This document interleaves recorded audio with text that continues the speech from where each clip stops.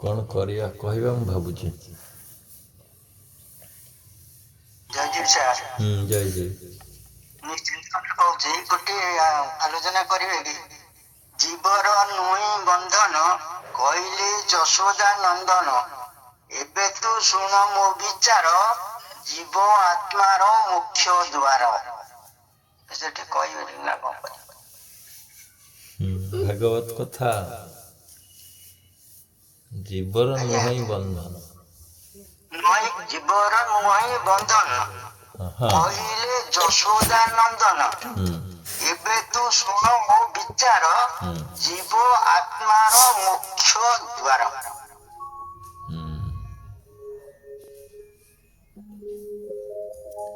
ଜୀବ ଆତ୍ମାର ମୁଖ୍ୟ ଦ୍ୱାର। ଏଠି ଦିଟା ପ୍ରଶ୍ନ ଆସୁଛି। ଗୋଟେ ପ୍ରଶ୍ନ ହଉଛି କ'ଣ ନା, ଗୋଟେ ଭାଗବତର ବାଣୀ ଯେ ଜୀବର ନୁହେଁ ବନ୍ଧନ। ପ୍ରଥମ, ବାସ୍ତବରେ ସେ ମୁକ୍ତ। ବାସ୍ତବରେ ଜୀବ ହଉଛି ମୁକ୍ତ। ଆଉ ଗୋଟେ ପ୍ରଶ୍ନ ହଉଛି, ଆଉ ଗୋଟେ ନିର୍ଯାସ ଆସିଛି ଯେ ଆତ୍ମାର ମୁଖ୍ୟ ଦ୍ୱାର ହଉଛି କିଏ ନା ଜୀବ। ଜୀବ ଦ୍ୱାରା ସେ ମୁକ୍ତ ହବ, ମୁଖ୍ୟ ହବ। ଆଜ୍ଞା। ଜୀବ ଆତ୍ମାର ମୁଖ୍ୟ ଦ୍ୱାର। ଏ ଆତ୍ମାଟା ବା ଜୀବ ଦୁଇ ଖଣ୍ଡ ହେଇଯାଇଛନ୍ତି। ଆଜ୍ଞା। ଦୁଇ ଖଣ୍ଡ ହେଇଯାଇଛନ୍ତି। ସେଇଥିପାଇଁ ଏ ଜୀବ ମୁଖ୍ୟ ପ୍ରାପ୍ତି ହବ।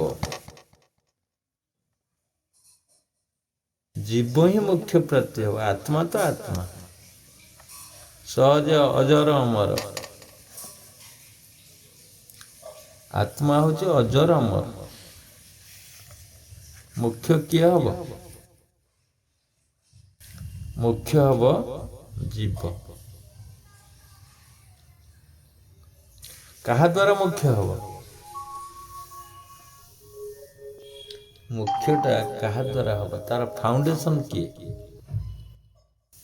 ମୁଖ୍ୟ କେନ୍ଦ୍ରବିନ୍ଦୁ କୋଉଠି? ମୂଳ କୋଉଠି? ଭାଗବତ ସୁନ୍ଦର କଥା ଅଛି। ଏ ଜୀବ ସାଧୁ ସଙ୍ଗ ବିନୁ ଲଭି ନ ପାରେ ମୋର ତନୁ। ବିନା ସାଧୁ ସଙ୍ଗରେ, ତ୍ରୟୋଦଶ ସ୍କନ୍ଧରେ ଦେଖିବେ, ବିନା ସାଧୁ ସଙ୍ଗରେ ବା ଏଇ ସତ୍ସଙ୍ଗରେ ମୋତେ ପାଇପାରିବ ନା। ଲଭି ନପାରେ ମୋର ତନୁ। ତେଣୁ ଆମେ ପ୍ରଥମ ଯଦି ଆଲୋଚନା କରିବା ଭାଗବତର ଏଇ କଥାକୁ, ଜୀବର ନୁହେଁ ବନ୍ଧନ। ବାସ୍ତବରେ ଜୀବ ମୁକ୍ତ।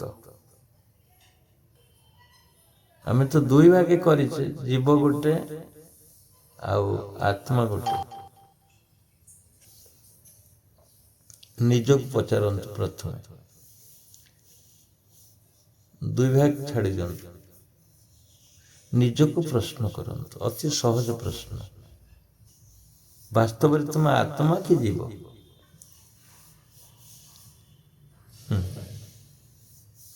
ତୁମେ ବାସ୍ତବରେ ଆତ୍ମା କି ଜୀବ?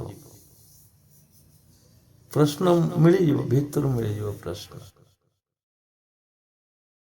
ଭିତରେ ପ୍ରଶ୍ନ ଅଛି। ତୁମେ ସ୍ୱୟଂ ପ୍ରଶ୍ନକର୍ତ୍ତା ଏବଂ ତୁମେ ସ୍ୱୟଂ ମଧ୍ୟ ଉତ୍ତରଦାତା। ତୁମେ ଉତ୍ତର ଦେଇପାରିବ, ପ୍ରଶ୍ନ ମଧ୍ୟ କରିପାରିବ। ତୁମେ ଯଦି ନିଜକୁ ପଚାରିବ, ପ୍ରଶ୍ନ ନିଶ୍ଚିନ୍ତ ଆସିବ, ମୁଁ ହେଉଛି ଜୀବ। ତୁମେ ଯଦି ଆତ୍ମା ହେଇଥାନ୍ତ, ତାହେଲେ ପଚାରିବାର ପ୍ରଶ୍ନ ଉଠିନଥାନ୍ତା ତୁମ ଭିତରେ। ଆତ୍ମା ଯେ ଅବିନାଶୀ ବ୍ରହ୍ମ, ଅନନ୍ତ ଅସୀମ ଶକ୍ତି ଅଛି, ଯିଏ ନିଜକୁ ଦେଖିପାରେ ଏବଂ ସୃଷ୍ଟିକି ମଧ୍ୟ ସୃଷ୍ଟି କରିପାରେ। ସେ କାହିଁ ପ୍ରଶ୍ନ କରିବ? ପ୍ରଶ୍ନ କିଏ କରିବ? ନା ପ୍ରଶ୍ନ କରିବ ଜୀବ। ଜୀବ ପ୍ରଶ୍ନ କରିବ ନିଜକୁ। ଆମେ ପ୍ରଶ୍ନ କରୁନା କି ମୁଁ କିଏ? ଗୋଟେ ଅନ୍ଧକାରମୟ ପ୍ରଶ୍ନ। ମୁଁ କିଏର ପ୍ରଶ୍ନ ନିଜେ ବାରମ୍ବାର ଆମେ ପଚାରୁଛେ, ଉତ୍ତର ମିଳିନି। ଯେ ପର୍ଯ୍ୟନ୍ତ ନିଜକୁ ନ ଦେଖିଛ ସେ ପର୍ଯ୍ୟନ୍ତ ଏ ପ୍ରଶ୍ନ ଆସିବ ହିଁ ଆସିବ। ତୁମେ ଆସିଛ ମଧ୍ୟ ସେ ପ୍ରଶ୍ନ ପଚାରିବା ପାଇଁ, ନିଜକୁ ଖୋଜିକି ପାଇବା ପାଇଁ।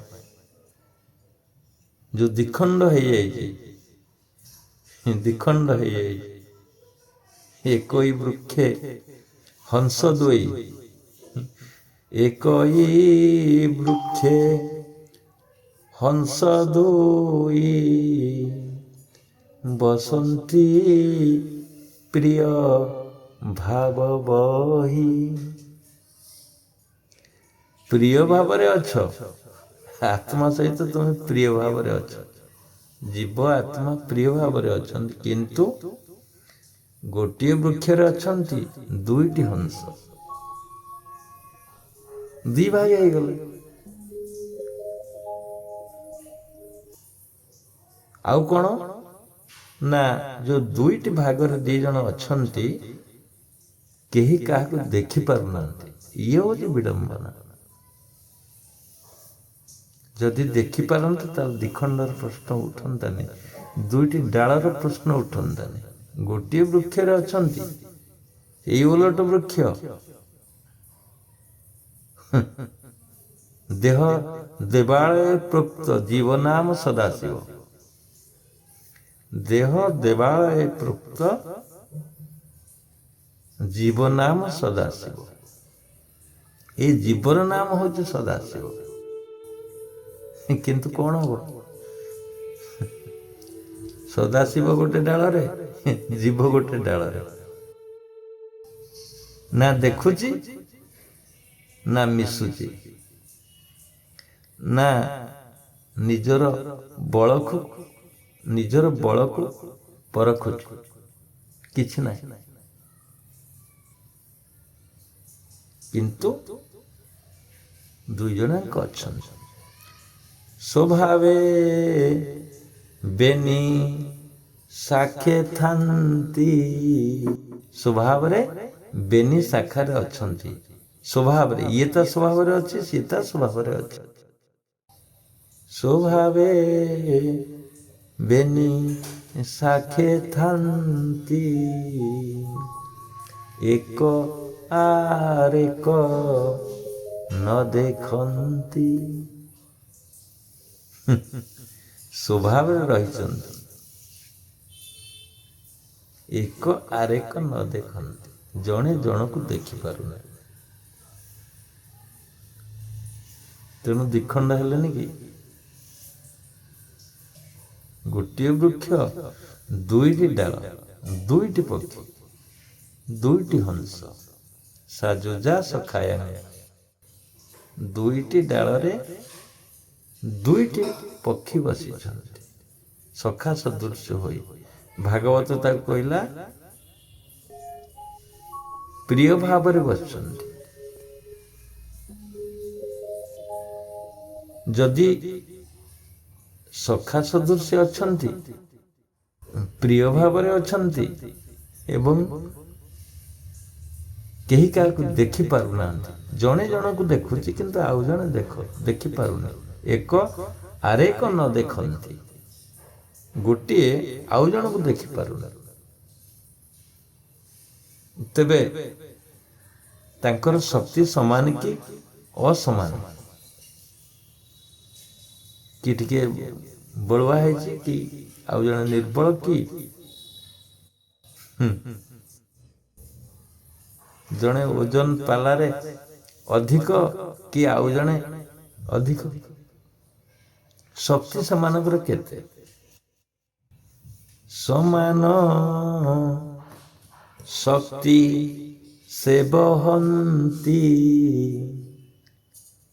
ବଦ୍ଧ ବିମୁକ୍ତ ବେନିଗତି। ଜଣେ ବଦ୍ଧ ଆଉ ଜଣେ ବିମୁକ୍ତ। ବନ୍ଧନ ବିମୁକ୍ତ ମୁକ୍ତେଶ୍ୱର ଆମେ ଯେଉଁ ଶୁଭ ଭାବନାରେ କହୁଛେ, ମାନେ ସିଆଡ଼କୁ ଯାଉଛେ ବନ୍ଧନ ବିମୁକ୍ତ ମୁକ୍ତ ହେବା ପାଇଁ। ଆଉ ଜଣେ କିନ୍ତୁ ବଦ୍ଧ ବା ବଦ୍ଧ ବନ୍ଧନ ଯୁକ୍ତ।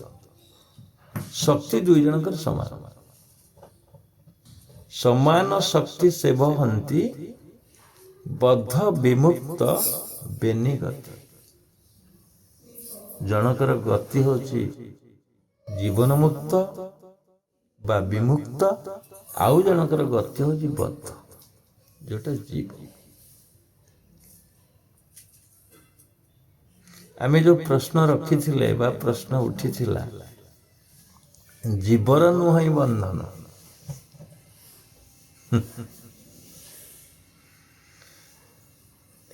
ଦେଖନ୍ତୁ,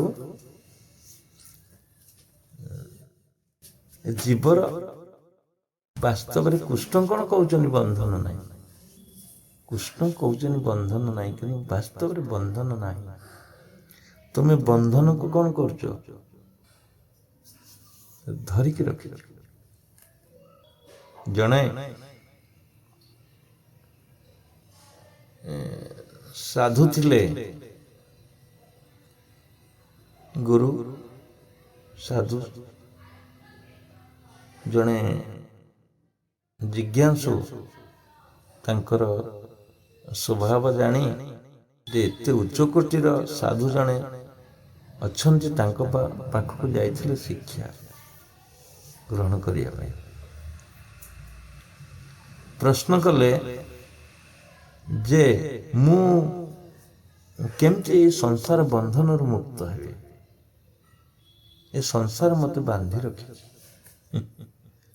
ଆରେ ସଂସାର କେମିତି ବାନ୍ଧି ରଖିବ ତାକୁ? ଏ ବଦ୍ଧ ଆତ୍ମାର କଥା ନୁହେଁ କି? ସାଧୁ ଜଣକ କହିଲେ, ହଉ ତୁମେ ଯାଅ, କାଲି ଏ ସମୟରେ ଆସି ପହଞ୍ଚିବ ମୋ ପାଖରେ। ମୁଁ ସଂସାରରୁ ତୁମକୁ ମୁକ୍ତ କରିଦେବି, ସାଙ୍ଗେ ସାଙ୍ଗେ ମୁକ୍ତ କରିଦେବି। ସେଠୁ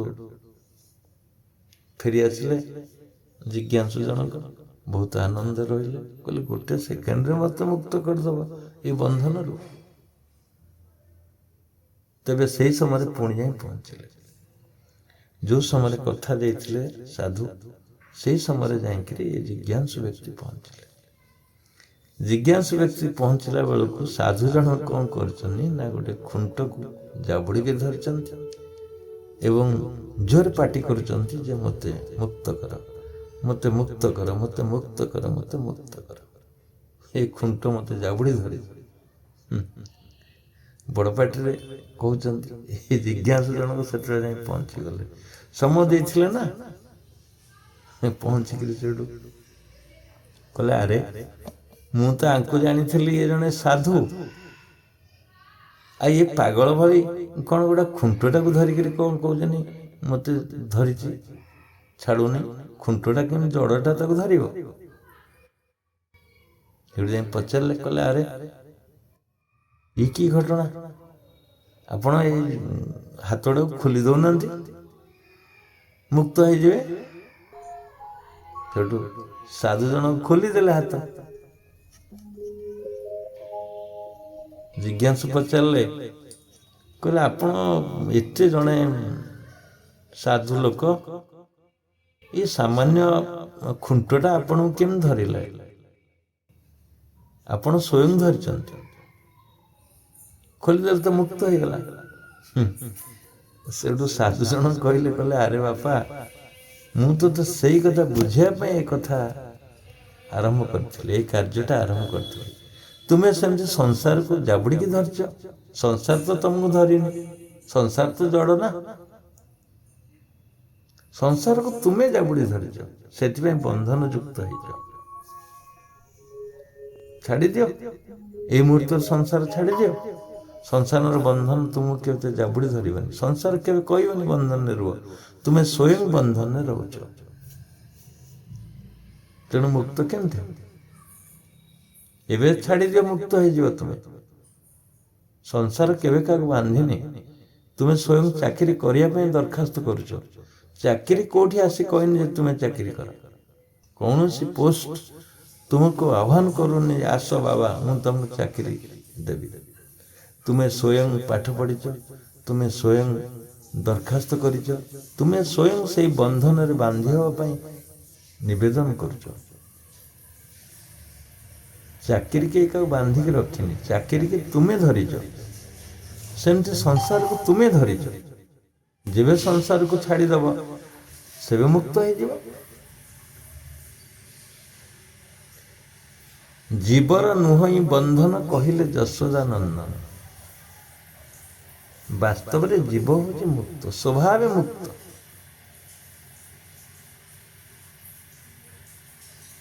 ତୁମର ଜିଜ୍ଞାସା, ତୁମର ଆକାଂକ୍ଷା, ତୁମର ବାସନା ତୁମକୁ ବାନ୍ଧି ରଖିଛି ସଂସାର।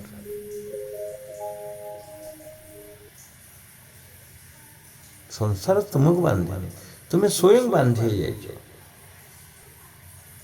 କାହିଁକି ନା ସେଇ ଯୋଉ ବୃକ୍ଷ ଅଛି, ସେ ବୃକ୍ଷରେ ଯେତେ ଫଳ ଫଳିବ ତୁମେ ତାକୁ ହିଁ ଖାଇବ। ଏଇ ଶରୀର ରୂପକ ବୃକ୍ଷରେ ଯୋଉ ଫଳ ଫଳିବ, ଦୁଃଖ ରୂପକ ଫଳ, ସୁଖ ରୂପକ ଫଳ, ବାସନା, କାମନା, ବନ୍ଧନ, ନିର୍ଯାତନା, ଆନନ୍ଦ, ସବୁର ଯୋଉ ଫଳ ଫଳିବ ଏଇ ବୃକ୍ଷରେ ତୁମେ ହିଁ ଖାଇବ, ଜୀବ ଖାଇବ। ସେଇଥିପାଇଁ ଭାଗବତରେ କହିଲା, ସେ ବୃକ୍ଷେ ଯେତେ ଫଳ ଫଳେ ଏକ ଭୁଞ୍ଜଇ ତାହା ବଳେ। ଯେତେ ଫଳ ଫଳିବ ତୁମେ ହିଁ ଭୋଗ କରିବ, ଆଉ ସିଏ କଣ କରିବ? ଆରଟେ ଯିଏ ବସିଛି ତୁମ ବୃକ୍ଷରେ, ବା ତୁମର ସେଇ ଗୋଟେ ଆଉ ଗୋଟେ ଡାଳରେ ବସିଛି, ଡାଳକୁ ପତା ଲଗେଇଲେ ମିଳିଯିବ ଡାଳ। ତୁମେ ତ ଖୋଜିନ, ଖୋଜୁଛ ଅନ୍ୟ ଆଡେ। ନାମେ ମନ୍ଦିର, ନାମେ ମସଜିଦ, ନାମେ କାବା, ମୁଁ କୋଉଠି ନାହିଁ, ମୁଁ ଅଛି ତୋ ହୃଦୟରେ। ତେଣୁ ଆର ଜଣକ କଣ କରୁଛି? ଏକ ବଞ୍ଚଇ ଉପବାସେ ନିର୍ଲେପ ନିରଞ୍ଜନ ପାଶ ଆସେ। ନିର୍ଲେପ ନିରଞ୍ଜନ ଆସେ, ଆଶାରେ, ନିର୍ଲେପ ନିରଞ୍ଜନ ଆଶାରେ ସେ ରହୁଛି। ନା ଖାଉଛି ନା ସାଜୁଜା ସଖ୍ୟାଂ ସମାନ ବୃକ୍ଷଂ ପରିଶସ୍ୱଜାତ ତୌରଣ୍ୟ ମିଠା ପିପଳଂ ଅଭିଶାକ ସତି। ଗୋଟିଏ ମିଠା ଫଳକୁ ଖାଉଛି, ଆଉ ଜଣେ କଣ କରୁଛି ନା ଅନଶନେନ ଅଭିଶାକ ସତି, ଅନଶନ କରୁଛି, ଆଉ ଜଣେ ଷ୍ଟ୍ରାଇକ୍ କରୁଛି। ତେଣୁ ଇଏ ଏଠି କଣ କହିଲା ନା ଏକ ବଞ୍ଚଇ ଉପବାସ, ଏକା କଥା। ସିଏ ଉପବାସରେ ଅଛି। ନିର୍ଲେପ ନିରଞ୍ଜନ, ତୁମେ ଶୁଭବନରେ କହୁନ କି ମୁଁ ନିରଞ୍ଜନ, କିନ୍ତୁ ନିରଞ୍ଜନ ହେଇନ, ସିଏ ନିରଞ୍ଜନ। ତୁମେ ନିଜକୁ କହୁଛ କଣ ନା ମୁଁ ଜଗଦୀଶ୍ୱର, ଫର୍ମାଟ ତିଆରି କରୁଛ ଜଗଦୀଶ୍ୱର ହବା ପାଇଁ। ତେଣୁ ଜୀବ କହୁଛି ମୁଁ ଜଗଦୀଶ୍ୱର, କହୁ କହୁ ଦିନେ ହେଇଯିବ, କହୁ କହୁ ହେଇଯିବ। ନିରଞ୍ଜନ ହମ ଜଗଦୀଶ୍ୱର ହମ ସୁଶକ୍ତି ସାମର୍ଥ୍ୟ, ଶକ୍ତି ସାମର୍ଥ୍ୟରେ ତୁମେ ଯୁକ୍ତ, କିନ୍ତୁ ଭାବନା କରୁଛ ମୁଁ ସେଇ ଶକ୍ତି ସାମର୍ଥ୍ୟ ମିଳୁ। କେତେବେଳେ ଶକ୍ତି ସାମର୍ଥ୍ୟ ମିଳିବ? ତୁମକୁ ଯେତେବେଳେ ତୁମେ ସେଇ ନିର୍ଲେପ ନିରଞ୍ଜନ ସହିତ ମିଶିଯିବ। ତୁମେ ବନ୍ଧନ, ବାସ୍ତବିକ ତୁମେ ବନ୍ଧନରେ ନଥିଲେ ବି ବନ୍ଧନ। ଚାକିରି କରିବାକୁ କିଏ ତୁମକୁ କହୁଛି? ଚାକିରି ଏକ ବନ୍ଧନ ନୁହେଁ କି? ଡ୍ୟୁଟି କରିବ 10ରୁ 4 ବା 5 ପର୍ଯ୍ୟନ୍ତ। ବନ୍ଧନ ନା ଡାଇ ମୋଡ଼ ନା ବାଇ ମୋଡ଼, ଆଗକୁ ଯାଇପାରିବନି କି ପଛକୁ ଆସିପାରିବନି, ବାଁକୁ ଯାଇପାରିବନି କି ଡାହାଣକୁ ଆସିପାରିବନି, କାରଣ ତୁମେ ଟଙ୍କାର ସେଠି ଗୋଲାମ। ଚାକିରିର ଅନ୍ୟ ନାମ ହଉଛି ଚାକର। ତୁମେ ଟଙ୍କା ପାଇବା ପାଇଁ ସେଠି ଚାକିରି କରିଛ, ଆଉ କିଛି ନାହିଁ। ନା ତୁମେ ସେଠି ଆତ୍ମଜ୍ଞାନ ମିଳିବ, ନା ଜୀବନ ମୁକ୍ତିର ବାଟ ମିଳିବ ଚାକିରିରେ। ବନ୍ଧନ କିଏ ତିଆରି କରିଛି? ତୁମେ ସ୍ୱଭାବରେ ବନ୍ଧନ ନୁହେଁ, କିନ୍ତୁ ତୁମେ ବନ୍ଧନକୁ ମାନେ ସ୍ୱାଗତ କରିଛ।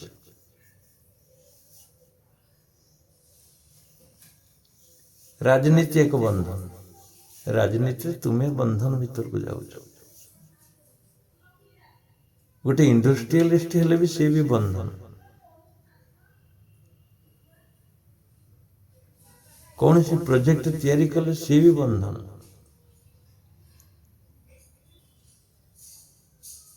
ଯେଉଁମାନେ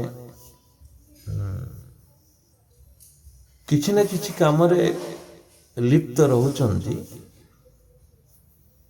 ଏବଂ ଅପେକ୍ଷାର ଆଶାରେ ରହିଛନ୍ତି, ଅପେକ୍ଷା ମାନେ ତାଙ୍କ ଅପେକ୍ଷା ମୁଁ ଆଉ ଟିକେ ବଢ଼ିଯିବି, ସେ ବି ବିରାଟ ବନ୍ଧନ। ସେ ବି ବିରାଟ ବନ୍ଧନ। ତୁମେ କିଛି ନ କଲେ ବି ତୁମକୁ ଖାଦ୍ୟ ମିଳିବ। ଭଗବାନଙ୍କ ସୃଷ୍ଟିରେ ଏଭଳି ସ୍ରଷ୍ଟା, ଏଭଳି ତିଆରି ହେଇଛି ଜିନିଷ ଗୁଡ଼ିଏ, ତୁମେ କିଛି ନ କଲେ ବି ତୁମକୁ ଖାଦ୍ୟ ମିଳିବ। ବସ୍ତ୍ରର ଆବଶ୍ୟକତା ନାହିଁ, ବସ୍ତ୍ର ମିଳିବ, କିନ୍ତୁ ବସ୍ତ୍ରର ବି ଆବଶ୍ୟକତା ନାହିଁ। ଦେଖିବେ କେତେ ଗୁଡ଼ିଏ ସାଧୁ ସନ୍ନ୍ୟାସୀ ଅଛନ୍ତି, ତାଙ୍କଠି ବସ୍ତ୍ର ନାହିଁ, ଟିକେ କ'ଣ ପିନ୍ଧିଛନ୍ତି, କାଛିଆ। ସେ କ'ଣ ବଞ୍ଚି ନାହାନ୍ତି? ଖାଦ୍ୟ ବି ମିଳିଯିବ। 3ଟା ଜିନିଷ ତ ଦରକାର, ଫୁଡ, କ୍ଲଥ, ସେଲ୍ଟର। ଖାଦ୍ୟ, ବସ୍ତ୍ର ଆଉ ସେଲ୍ଟର, ଆଶ୍ରୟସ୍ଥଳୀ, ଘର ଖଣ୍ଡେ, କୋଡ଼ିଆଟିଏ ହେଲେ ବି ହବ। ବନ୍ଧନରେ ସେତେବେଳେ ପଡ଼ିବ ତୁମେ। ସେଇଥିପାଇଁ ତ ଘର ଛାଡ଼ି ସନ୍ନ୍ୟାସୀ ମାନେ ଜଙ୍ଗଲରେ ରହୁଛନ୍ତି, ସନ୍ନ୍ୟାସୀ ମାନେ ଆଶ୍ରମ କରୁଛନ୍ତି। ଟିକେ ନିରୋଳ ଜାଗା ଦରକାର, ଏକୁଟିଆ ଜାଗା ଦରକାର, ସାଧନର କାର୍ଯ୍ୟ ଆରମ୍ଭ କରିବ। ତୁମେ କେବଳ ଜଣେ ସାଧୁ କୁଡ଼ିଆ ଘରେ ରହିକିରି କ'ଣ ଧନ ମିଳିଯିବ ତାଙ୍କୁ? ଗଙ୍ଗା କୂଳରେ ସୁନ୍ଦର ଗପଟିଏ ମନେ ପଡ଼ୁଛି। ଗଙ୍ଗା କୂଳରେ ଜଣେ ଗୁରୁ ଥିଲେ, ଶିଷ୍ୟ ଥିଲେ। ଗୋଟେ ଛୋଟ କୁଡ଼ିଆ କରି ଗୁରୁ ଜଣକ ରହୁଥିଲେ। ଶିଷ୍ୟଙ୍କୁ ସବୁଦିନ ପଠାନ୍ତି, ଶିଷ୍ୟ ତାରେ ବୁଲି ବୁଲିକି ଆସେ ଏବଂ ବହୁତ ବଡ଼ ବଡ଼ ଲୋକ ସେଠିକି ଆସନ୍ତି, ଧନଶାଳୀ ବ୍ୟକ୍ତି ସେଇ ଗୁରୁଙ୍କ ପାଖକୁ। ଶିଷ୍ୟ ମନରେ ଦିନେ ଭାବନା ଆସିଲା, କହିଲା ଗୁରୁ ତ ଅଛନ୍ତି, କୁଡ଼ିଆ କରି ରହିଛନ୍ତି, ଆଉ ଯାହାଙ୍କୁ ତ କହିଲେ ସେ ଅର୍ଥ ତ ଦେଇଦିଅନ୍ତେ, ଘର କରିଦିଅନ୍ତେ, ବିରାଟ ଆଶ୍ରମ କରିଦିଅନ୍ତେ, କ'ଣ ନାହିଁ କ'ଣ କରିଦିଅନ୍ତେ। ଏ ତ କୁଡ଼ିଆ କରି ରହିଛନ୍ତି, ଆଙ୍କ ପାଖରେ ବୋଧେ ଧନ ନାହିଁ। ସେଠୁ ଗୁରୁଦେବଙ୍କୁ କହିଲେ ଆପଣ ଧନ ଆବଶ୍ୟକତା ଅଛି, ଆପଣ ମାଗୁନାହାନ୍ତି କାହିଁକି? ଗୁରୁ ଜଣକ ଗୋଟିଏ ଛୋଟିଆ ପଥରଟିଏ ଦେଇଦେଲେ, କହିଲେ ଏଇଟା ନେଇଯାଅ, ମାର୍କେଟରେ ବିକିକି ଆସିବ। ବିକିବନି କାହାକୁ, ଏ ପଥରଟିକୁ ବିକିବନି, ଖାଲି ମୂଲ୍ୟ କରିକି ଆସିବ।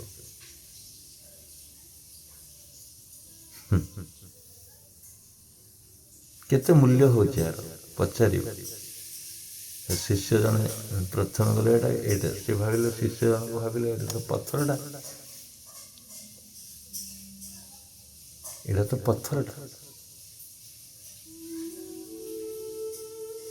ଏଇଟା କେତେ ପଇସା ହବ? ସେଠୁ ଗୋଟେ ଶାଗ ବିକୁଥିବା ଲୋକ ପାଖରେ ପହଞ୍ଚିଗଲେ, କହିଲେ ଭାଇ ଏଇ ଜିନିଷଟି ମୁଁ ବିକିଦେବି, ଏଇଟା ମୂଲ୍ୟ କେତେ ହବ? ସେଠୁ ଶାଗବାଲା କହିଲା ହଉ କିଛି ନାହିଁ, ମୋର ତ ନେବାର ନାହିଁ, ଦି ବିଡ଼ା ଶାଗ ଦେଇଦେବି। କହିଲେ ଦି ବିଡ଼ା ଶାଗ ଦେଇଦେବି, ନେଇଯାଏ, ପଥରଟା ଦେଇଦେବି। ବୁଝିଲେ? ସେଠୁ କହିଲେ ହଉ ଠିକ୍ ଅଛି, ତ ବିକିବନି ନା, ଖାଲି ମୂଲ୍ୟ କରିକି ଆସିବ। ସେଠୁ ପଳେଇଲା, କହିଲା ଦି ବିଡ଼ା ଶାଗ କ'ଣ ପଥରଟାକୁ ଦେଲାଣି। ଆଉ ଗୋଟେ ଗ୍ରୋସରୀ ପାଖକୁ ଗଲା, ଗ୍ରୋସରୀ ଦୋକାନ କରିଛି, ଟିକେ ଉନ୍ନତ ଦୋକାନ। କହିଲା ଭାଇ ଏଇ ଜିନିଷଟା ମୁଁ ବିକିଦେବି, ଆର ମୂଲ୍ୟ କେତେ ହବ? ନା କିଛି ନାହିଁ, ମୋର ତ ବଟକରା ନାହିଁ, ମୁଁ ବଟକରା କରିବି, ଦେଇଦେ, ଯା ଲୁଣ କେଜି ନେଇଯିବୁ ନହେଲେ। ସେଠୁ ପଳେଇ ଆସିଲେ। ଶିଷ୍ୟ ଜଣକ ପୁଣି ଆଉ ଗୋଟେ ଜାଗାରେ ପହଞ୍ଚିଲେ, କହିଲେ ନା ଗୋଟେ ବଣିଆ ପାଖରେ ପହଞ୍ଚିବା, ଦେଖିବା ଇଏ କେତେ ରେଟ୍ କରୁଛି। ସେଠୁ ବଣିଆ ପାଖରେ ପହଞ୍ଚିଗଲା। ବଣିଆ କହିଲା ଏଇଟା କେତେ ପଇସା ନେବୁ? ଯା ତୋତେ ମୁଁ ସୁନା ଭରି ଦେଇଦେବି, ଯା। ଶାଗ ଦିବିଟାକୁ ସୁନା ଭରି। ସେଠୁ ଇଏ ଚମିକି ପଇଲା, କହିଲା ଆରେ ମୁଁ ତ ଶାଗ ଦିବିଡ଼ା, ସେ କହୁଥିଲା ଯାହାର ମୂଲ୍ୟ 5 ଟଙ୍କା କି 10 ଟଙ୍କା ହବ କି ନାହିଁ, ଇଏ କ'ଣ କହିଲାଣି ମୁଁ ସୁନା ଭରି ଦେଇଦେବି, ତାମାନେ ଆର ମୂଲ୍ୟ ଅଛି କିଛି। ସେ ପଥରଟାକୁ ନେଇକିରି କହିଲା ନା ଇଏ ତ ମୂଲ୍ୟ କରିବ ନା, କେତେ ମୂଲ୍ୟ ହେଉଛି। ଯାଇକିରି ଯେଉଁମାନେ ସୁନାର, ଯେଉଁମାନେ ପରଖ କରୁଛନ୍ତି ଷ୍ଟୋନ୍ ଗୁଡ଼ିକ, ପଥର ଗୁଡ଼ିକ, ସୁନାରୀ, ତାଙ୍କ ପାଖକୁ ଗଲା। ତାଙ୍କ ପାଖରେ କହିଲେ ଏଇଟା କେତେ ପଇସା ନେବୁ? ମୁଁ ତୋତେ ବହୁତ ପଇସା ଦେବି, ଯା ତୋତେ ମୁଁ 10 ଭରି, 15 ଭରି, 20 ଭରି ମଧ୍ୟ ଦେଇଦେବି ସୁନା। ଦେଇପାରିବ? ଇଏ ତ ବିକିବାର ନାହିଁ, ଖାଲି ମୂଲ୍ୟ କରୁଛି। ଶାଗ ଦିବିଡ଼ାରୁ ଆସିକି 20 ଭରି, 50 ଭରି ପର୍ଯ୍ୟନ୍ତ ସୁନା ମିଳିଲାଣି। ସେଠୁ ଇଏ କହିଲା ନା ନା। ସେଠୁ ଗୋଟେ ରାଜ୍ୟରେ ଯାଇ ପହଞ୍ଚିଲା। ମନ୍ତ୍ରୀ କି ସେଠୁ କହିଲେ, ମନ୍ତ୍ରୀ ରାଜାଙ୍କୁ କହିଲେ, ରାଜା କହିଲେ ଏଇଟା କ'ଣ? ରାଜା କହିଲେ ମନ୍ତ୍ରୀ କାହାର ମୂଲ୍ୟ କେତେ ହବ? ଏକ୍ସପର୍ଟ ବାଲା ଅଛନ୍ତି, ତେଣୁ ଡାକିଲେ, ରାଜ୍ୟରେ ପଚାରିଲେ ଆର ମୂଲ୍ୟ କେତେ ହବ? ନା ଆଜ୍ଞା, ଯଦି ଅଧେ ରାଜ୍ୟ ଦିଆଯାଏ ବି ରାଜି ହେଇଯାଆନ୍ତୁ, ରାଜ୍ୟରୁ ଅଧେ। ଏ ଚମିକି ପଇଲା, ଇଏ ରାଜା ବି ଚମିକି ପଇଲେ, କହିଲେ ରାଜ୍ୟରୁ ଅଧେ, ଏଇଟା କ'ଣ କି? ମନ୍ତ୍ରୀ ଆଖିଠାର ମାରିଥିଲେ ରାଜାଙ୍କୁ, କହିଲେ ହଁ ସେଥିରେ ରାଜି ହେଇଯାଉ। ରାଜା କହିଲେ ରାଜ୍ୟରୁ ଅଧେ। ଫେରି ଆସିଲା ଗୁରୁଙ୍କ କତିକି, କହିଲା ଆଜ୍ଞା ଇଏ ସାମାନ୍ୟ ପଥରଟା ମୋତେ ଦେଇଛନ୍ତି, ଜଣେ ଶାଗ ଦିବିଡ଼ାରୁ ଆସି ଗୋଟେ ରାଜ୍ୟରୁ ଅଧେ, ଆପଣ ତ କୁଡ଼ିଆ କରି ରହିଛନ୍ତି, ଏ ଜିନିଷ ଆପଣଙ୍କ କତିରେ ଅଛି, ଏଇଟା କ'ଣ ବାସ୍ତବରେ? ଏଇଟା କ'ଣ? ରାଜାଙ୍କୁ କିନ୍ତୁ କହିଦେଇଥିଲେ ମନ୍ତ୍ରୀ ବା ଯେଉଁମାନେ ଅଛନ୍ତି, କହିଲେ ଏଇଟା ଆଜ୍ଞା ପରଶମଣି, ତେଣୁ ରାଜ୍ୟରୁ ଅଧେ ଦେଇଦେଲେ ବି ଆମର ଅସୁବିଧା କିଛି ନାହିଁ। ପରଶମଣି।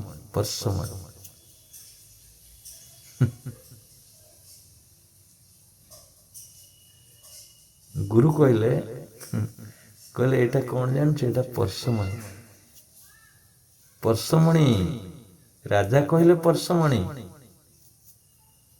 ତାମାନେ ଇଏ ଯାହାକୁ ସ୍ପର୍ଶ କରିବ ସେ ସୁନା ହେଇଯିବ।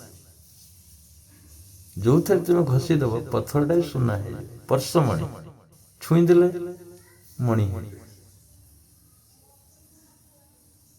କଥା ବୁଝନ୍ତୁ। ଜଣେ ସାଧୁ ପାଖରେ କିଛି ନାହିଁ, ଏଭଳି ଜିନିଷ ଅଛି, ଏଭଳି ଜିନିଷ ଅଛି ଯେ ପୁଣି ଆହୁରି ଅଲୌକିକ ଜିନିଷ ଅଛି। ଆଠାରୁ ପରଶମଣି ଠାରୁ ଆହୁରି ଅଲୌକିକ ଜିନିଷ ଅଛି। କହିଲେ ଇଏ ତ ପରଶମଣି, କିନ୍ତୁ ଏଇ ପରଶମଣି ସୃଷ୍ଟି କରିବାର ଶକ୍ତି ଆମର ଅଛି। ଆମେ ସୃଷ୍ଟି କରିପାରିବା ଏ ପରଶମଣିକୁ, ସୃଷ୍ଟି ଆମେ କରିପାରିବା। ଅନୁଭବ କରନ୍ତୁ। ଜଣେ କୋଢିଆ କରି ରହିଛି, ସାଧୁ ଲୋକ, କିନ୍ତୁ ତା ପାଖରେ କଣ ଅଛି? ବୁଝିଲେ? ତେଣୁ ଯୋଉ ଆକାଂକ୍ଷାରେ ଆମେ ବୁଲୁଛେ, ଏପଟ ସେପଟ ହଉଛେ, ପୃଥିବୀ ରୂପକୁ ଦେଖୁଛେ, ପୃଥିବୀର ରୂପକୁ ଆମେ ଦେଖୁଛେ। ଏଠି କଣ ଜୀବର ମନସ୍ତାତ୍ତ୍ୱିକ ପରିସ୍ଥିତି ହଉଛି ପୃଥିବୀକି ଦେଖିବା। ଯେହେତୁ ତୁମେ ଅଜ୍ଞାନତା ଅବସ୍ଥାରେ ଅଛ, ଏ ପୃଥିବୀକି ବାରମ୍ବାର ମୁଁ କହୁଛି ପୃଥିବୀ ଅସତ୍ୟ, ଅସତ୍ୟକୁ ସତ୍ୟ ମାନୁଛ।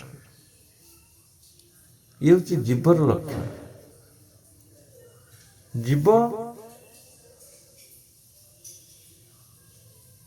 ଜୀବ ହିଁ ତାର ଯୋଉ ଅଜ୍ଞାନତା ପାଇଁ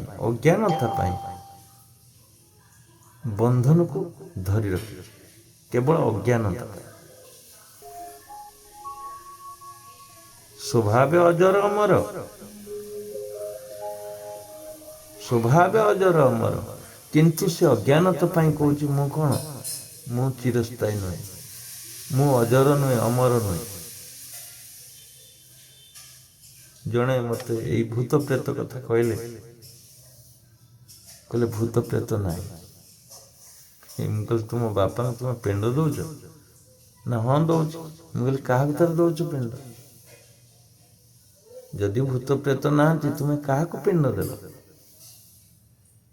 ତୁମ ବାପା ପ୍ରେତ ଜୁନିରେ ରହିଲା କି ଭୂତ ଜୁନିରେ ରହିଲା? ସେ ରହିଲା କି ନାହିଁ? ତେଣୁ ତୁମେ ତାଙ୍କୁ ଦଉଛ, ପିଣ୍ଡ ଦଉଛ। ଦବା ବି ସ୍ୱାଭାବିକ, ମୁକ୍ତି ପାଇଁ। ତାମାନେ ତୁମେ ବନ୍ଧନ ଏଠି ନାହଁ, ମରିଗଲା ପରି ବନ୍ଧନ। ଯେପର୍ଯ୍ୟନ୍ତ ଅଜ୍ଞାନତା ଅଛି ତୁମେ ସେ ପର୍ଯ୍ୟନ୍ତ ବି ବନ୍ଧନରେ ଅଛ। କିନ୍ତୁ ଯଶୋଦାନନ୍ଦନ କହୁଛନ୍ତି ଶ୍ରୀକୃଷ୍ଣ ଯେ ଜୀବର ବନ୍ଧନ ନାହିଁ, ତୁମେ ଚାହିଁଲେ ମୁକ୍ତ ହୋଇପାରିବ। ତୁମେ ଆସିଛ ବନ୍ଧନ ମୁକ୍ତ ହବା ପାଇଁ, ବନ୍ଧନ ଯୁକ୍ତ ହବା ପାଇଁ ନାହିଁ। ବନ୍ଧନ ଯୁକ୍ତ ପାଇଁ ଆସିନ, ବନ୍ଧନ ମୁକ୍ତ ପାଇଁ ଆସିଛ।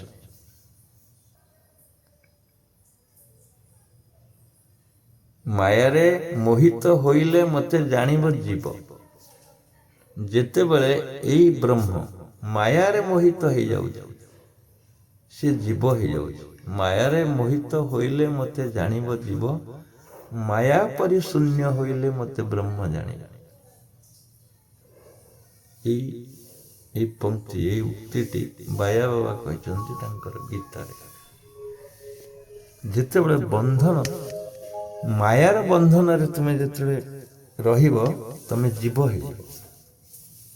ମାୟାରେ ଭ୍ରମିତ ହୋଇଲେ, ମାୟାରେ ଭ୍ରମିତ ମାନେ ପୃଥିବୀ ଏକ ମାୟା ରୂପକ ଜାଲ, ତୁମକୁ ଛନ୍ଦି ଦିଆଯାଏ। ତୁମେ ମୁକ୍ତ କେମିତି ହବ? ସେଇ ବ୍ୟକ୍ତି ମୁକ୍ତ ହବ ଯାହାର ଜ୍ଞାନ ହବ, ବୈରାଗ୍ୟ ହବ। ବୈରାଗ୍ୟ ଆସିଲେ ମୁକ୍ତ ହବ। ଜ୍ଞାନ, ବୈରାଗ୍ୟ ଆଉ ଯୋଗ, ତିନିଟାଙ୍କ ଦରକାର। ତିନିଟାଙ୍କ ଦରକାର ତୁମ ପାଇଁ। ଜ୍ଞାନ ବୈରାଗ୍ୟ ଯୋଗ। ଜ୍ଞାନ ହେଲେ ହବନି, ତା ସହିତ ବୈରାଗ୍ୟ ଦରକାର। ବୈରାଗ୍ୟ ହେଲେ ହବନି, ତା ସହିତ ଯୋଗ ଦରକାର। ତେଣୁ ଏ ତିନୋଟି ନିଶ୍ଚିନ୍ତ ଦରକାର।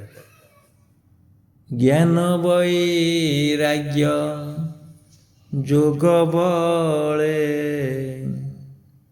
ସେ ବ୍ରହ୍ମେ ଜୀବ ଯାଇ ମିଳେ। ସେ ବ୍ରହ୍ମେ ଜୀବ ଯାଇ ମିଳେ। ସେ ବ୍ରହ୍ମେ ଜୀବ ଯାଇ ମିଳେ। ଜ୍ଞାନ ବୈରାଗ୍ୟ ଯୋଗ ନହେଲେ ତୁମେ ଏ ତିନୋଟିକୁ ପ୍ରାପ୍ତ କରିପାରିବ। ଏ ତିନୋଟି ନହେଲେ ତୁମେ କ'ଣ ମାନେ ମୁକ୍ତି ପାଇପାରିବ ନାହିଁ। ଏ ଯେଉଁ ବନ୍ଧନ ରହିଛି, ଏ ବନ୍ଧନରୁ ମୁକ୍ତି ପାଇପାରିବ ନାହିଁ ଜ୍ଞାନ ବୈରାଗ୍ୟ ପାଇଁ। ଜ୍ଞାନ ବୈରାଗ୍ୟ ଯୋଗ, ତା ସହିତ ଯୋଗ ଦରକାର। ତେଣୁ ତୁମକୁ ଯେଉଁ ଯୋଗ କୁହାହେଉଛି, ସେ ଯୋଗ ପାଇଁ ମାନେ ନିର୍ମଳ ଭାବରେ ସବୁ ଛାଡ଼ିକିରି ମୁକ୍ତ ହେବାକୁ ଯଦି ଚାହୁଁଛ, ବା ଜୀବର ମୁକ୍ତି ଯଦି ଅଛି, କେବଳ ଯୋଗରେ ଅଛି। ନିର୍ମଳ ଭାବରେ ଯୋଗରେ ରହିବା ଦରକାର, ଯୋଗରେ ଲୀନ ହେବା ଦରକାର। ତାହେଲେ ମୁକ୍ତି ମିଳିବ, ମୁକ୍ତି ମାର୍ଗ ତୁମେ ପାଇପାରିବ।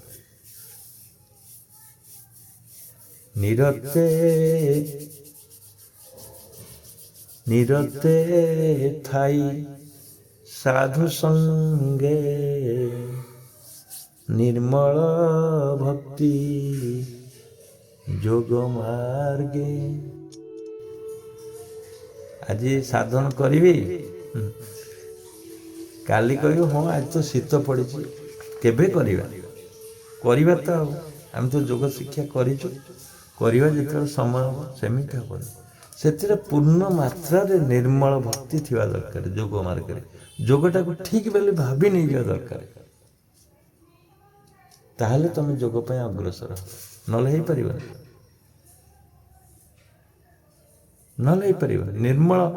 ନିର୍ମଳତା ତାହେଲେ ଶୂନ୍ୟ।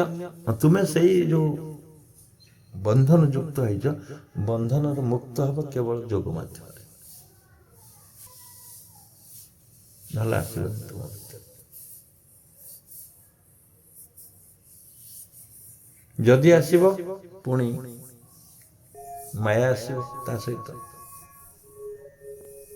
ତୁମେ ଶପଥ କର ମୁଁ ଚୋରି କରିବିନି, ବା କୋଉଠି ଲାଞ୍ଚ ନେବିନି, ବା ଅସତ୍ୟ କହିବିନି, ବା କୌଣସି ଭଲ କାମ କରିବା ପାଇଁ ଯେବେ ଷ୍ଟେପ୍ ନେବ, ସେବେ ମାୟାର ପ୍ରଲେପ ତୁମ ଭିତରକୁ ଆସିଯିବ। ପରୀକ୍ଷା କରି ଦେଖନ୍ତୁ, 15 ଦିନ ଗୋଟେ ପକ୍ଷରେ ଆସିଯିବ। ତୁମେ ଶପଥ କଲ ସତ କହିବି, କେବେ ବି ମିଛ କହିବିନି, ଆଉ ମିଛ କହିବାର ଆଭାସ ତୁମ ପାଖକୁ ଆସେ। 15 ଦିନ ଭିତରେ ପରୀକ୍ଷା ଆସିଯିବ ତୁମ ପାଖକୁ, ତୁମେ କେତେ ସତ କହୁଛ। ପରୀକ୍ଷାର ସମ୍ମୁଖୀନ ହେବାକୁ ପଡ଼ିବ ତୁମକୁ। ଚୋରି କରିବନି ପ୍ରକଳ୍ପ ନେଲ, ଚୋରି କରିବ ନାହିଁ ଶପଥ ନେଲ। ଚୋରି କରିବା ଅର୍ଥ କାୟ ମନ ବାକ୍ୟରେ କାହାର ଜିନିଷ ମୁଁ ଗ୍ରହଣ କରିବି ନାହିଁ। ଦେଖିବ ଆବଶ୍ୟକ ହେଲେ ସୁନାଟେ ପଡ଼ିଥିବ ରାସ୍ତାରେ। ତୁମେ କେବେ ଚୋରି କରନି, କେବେ ଚୋରି କରିବାକୁ ଯିବନି। ମାୟା ଆସି ପ୍ରଲୋଭନ କରି ଦେଖିବ, ପଡ଼ିଥିବ ସେଠି ସୁନା, ତୁମେ କ'ଣ କରିବ? ରାସ୍ତାରେ ପଡ଼ିଥିବ। କାଲି ଗୋଟେ ଗାଡ଼ିରେ ମୁଁ ଆସିଥିଲି, ଏଇ ଗୋଟେ ଅଟୋ ପାଖ ଅଟୋ ଗୋଟେ ଏଇଠି ଆଇଟିଆର ପାଖରୁ ଆସିଲା ବେଳକୁ 10 ଟଙ୍କାଟି ପଡ଼ିଛି ଏ ପଛ ସିଟରେ। କାହାର ବୋଧେ ଗଳି ପଡ଼ିଛି। ମୁଁ ଆଇଟିଆରରୁ ଏଠିକି 10 ଟଙ୍କା ଦେବି, ଆମ ଯେଉଁ ପାଖ। ମୁଁ କ'ଣ କରିବି? ମୁଁ ସନ୍ଦେହ ଭିତରେ ରହିଲି। ଏ 10 ଟଙ୍କାଟା ଦେଇକିରି, ଆକ୍ଚୁଆଲି ଫେୟାର 10 ଟଙ୍କା, ମୁଁ 10 ଟଙ୍କା ଦେବି କି ମୋ ପଇସା ଦେଇକିରି ସଂଶୋଧନ କରିବି? ଇଏ ବି ମାୟା। ମୁଁ 10 ଟଙ୍କା ଦେଲି, ସେ 10 ଟଙ୍କା ତାକୁ ଫେରେଇ ଦେଲି। ମୁଁ କହିଲି ତମ ଅଟୋରେ 10 ଟଙ୍କା ପଡ଼ିଥିଲା, ନିଅନ୍ତୁ।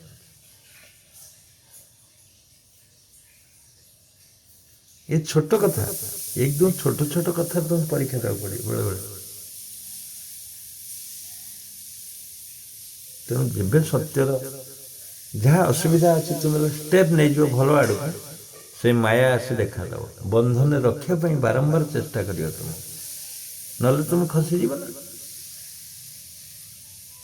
ଏତେ ପ୍ରଯତ୍ନ କରି ଦିଆହେଇଛି, ମାୟା ସୃଷ୍ଟି କରି ଦିଆହେଇଛି। ପୃଥିବୀ ଅଛି, ଚନ୍ଦ୍ର ଅଛି, ସୂର୍ଯ୍ୟ ଅଛି, ପାଣି, ପବନ, ମେଘ, ରାସ୍ତା, ବୁଝିଲେ? ଏତେ ଜିନିଷ ଭରପୁର ହେଇକି ରହିଛି, ତୁମେ କେମିତି ଛାଡ଼ିଦେବ ତାକୁ? କେତେ କଷ୍ଟ କରି ଭଗବାନ ସୃଷ୍ଟି କରିଛନ୍ତି ଏ ଯୋଉ ନିୟନ୍ତ୍ରଣ ରଖିବା ପାଇଁ। ଯଦି ସବୁଆଡ଼େ ଆକାଶ ଥାନ୍ତା, କିଛି ନଥାନ୍ତା, ତମେ କାହିଁ ଚୋରି କରିଥାନ୍ତ? କିଛି ନାହିଁ, ଖାଲି ଆକାଶ। ତୁମେ ଆକାଶରେ ଚାଲିଥାନ୍ତ, ଖାଦ୍ୟ ବି ଦରକାର ନାହିଁ। ପେଟ ଖଣ୍ଡିକ କହନ୍ତିନି, ଏ ପେଟ ଖେଣ୍ଟକୁ ବୋଇତ ବଣିଜ ଶରୀର। ଏ ପେଟ ଏତେ ଖାଇବ ଯେ ବୋଇତ ବଣିଜ କଲେ ବି ସରି ହବନି। ତେଣୁ ଖାଲି ଆକାଶ ଅଛି, ତୁମେ ଆକାଶରେ ଚାଲୁଛ, ଖାଦ୍ୟ ଆବଶ୍ୟକତା ନାହିଁ, ତମେ କାହିଁ ଚୋରି କରିବ?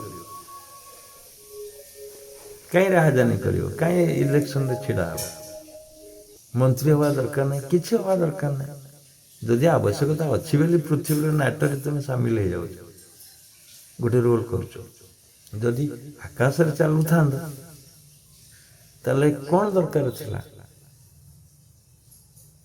ତମର ଭାବନା ଚେଞ୍ଜ ହେଇଯାଇଥାନ୍ତା, ତମ ଆକ୍ସନ ଚେଞ୍ଜ ହେଇଯାଇଥାନ୍ତା। ତେଣୁ ଏଇ ଯୋଉ ପୃଥିବୀର ରଙ୍ଗମଞ୍ଚରେ ତୁମେ ଅବତୀର୍ଣ୍ଣ ହେଇଛ, ରଙ୍ଗମହଲରେ, ପୃଥିବୀ ଏକ ରଙ୍ଗମହଲ, ଏଥିରେ ଯେତେବେଳେ ଅବତୀର୍ଣ୍ଣ ହେଇଛ, ତୁମକୁ କୌଣସି ନା କୌଣସି ରୋଲ କରିବାକୁ ପଡ଼ିବ ଆବଶ୍ୟକତା ପାଇଁ। ଜଣେ ଜଣେ ଲୋକ ଅଛନ୍ତି, ତାଙ୍କର ଆବଶ୍ୟକତା ପାଇଁ ଅନ୍ୟମାନଙ୍କୁ ମାରି ଦେଉଛନ୍ତି।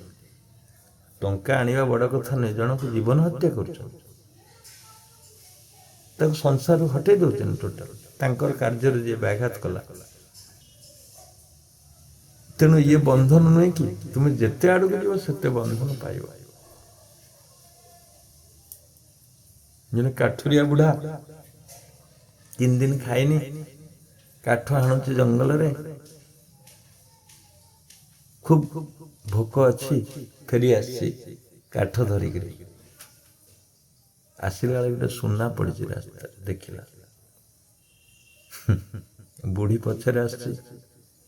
ବୁଢ଼ା କ'ଣ କଲା ନା ଗୋଡ଼ରେ ମାଟି ସୁନା ଉପରକୁ ଥୋଇଦେଲା ବା ହାତରେ ଥୋଇଦେଲା, ବୁଝିଦେଲା ସୁନାଟା ଯେମିତି ଦେଖାଯିବନି ବୁଢ଼ୀକି।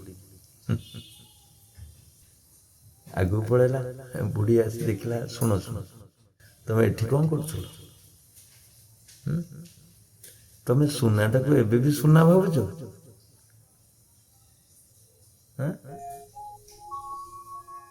ବୁଢ଼ା କହୁଛି ଯେ ସୁନାଟାକୁ କାଳେ ଦେଖି ନେଇଯିବ ବୁଢ଼ୀ, ଲୋଭ ହବ। ବୁଢ଼ୀ କହୁଛି ତୁମେ ସୁନାଟାକୁ ଏବେ ବି ସୁନା ଭାବୁଛ? ମୁଁ ତ ତାକୁ ସୁନା ଭାବୁନି, ମାଟି ଭାବୁଛି। ମାଟି ଯିଏ ସୁନା ସିଏ। କେତେ ସୁନ୍ଦର ଆକାଂକ୍ଷା। ବୁଢ଼ୀ କେତେ ମଜବୁତ ଅଛି ବୁଢ଼ା ଅପେକ୍ଷା। ମୁଁ ସୁନାକୁ ସୁନା ବୋଲି ଭାବୁନି, ତାମାନେ କିଛି ନାହିଁ ମନରେ, ନିର୍ଲିପ ଭାବ। କାଠ ଆଣିଲେ, ରୋଜଗାର କଲେ, ଖାଇଲେ, ବାସ୍। ତେଣୁ ତୁମକୁ କେତେ ଅଫର ଆସିବ, କେତେ ଡିଜାଇନ ଅଫର ଆସିବ, ସବୁ ଚୋରି କରିବାର ଉପାୟ ସୃଷ୍ଟି ହବ, ବହୁତ କିଛି ଅଫର ମିଳିବ। ଯଦି କିଏ ଶପଥ ନେଲା, ତାକୁ ଏସବୁ କ୍ୟାଟେଗୋରୀ ଦେଖାଦେବ, ବହୁତ ଅଫର ଆସିବ। ତୁମେ ସେଠି ଜୀବନ ମୁକ୍ତ କେମିତି ହେବ, ମୁକ୍ତ ବନ୍ଧନ ମୁକ୍ତ କେମିତି ହେବ? ଯଦି ସେଗୁଡ଼ା ଛାଡ଼ିଲ, ତ୍ୟାଗ କଲ, ପରୀକ୍ଷାରେ ଅବତୀର୍ଣ୍ଣ ହେଇକି ତ୍ୟାଗ କଲ। ଖାଲି କହିଦେଲେ ହବନି, ଖାଲି ଆଡମିସନ କରି ଯୋଗ ପାଇଁ ପ୍ରସ୍ତୁତ ହେଇଗଲେ ହବନି। ତୁମକୁ ହିଁ ଯୋଗ କରିବାକୁ ପଡ଼ିବ, ତୁମକୁ ହିଁ ଯୋଗ କରିବାକୁ ପଡ଼ିବ। ବିନା ଯୋଗରେ ହବନି। ସେମିତି ବିନା ପରୀକ୍ଷାରେ ତୁମେ ବନ୍ଧନ ମୁକ୍ତ ହବ, ତୁମେ ବନ୍ଧନ ଯୁକ୍ତ ହେଇକରି ଆସିଛ।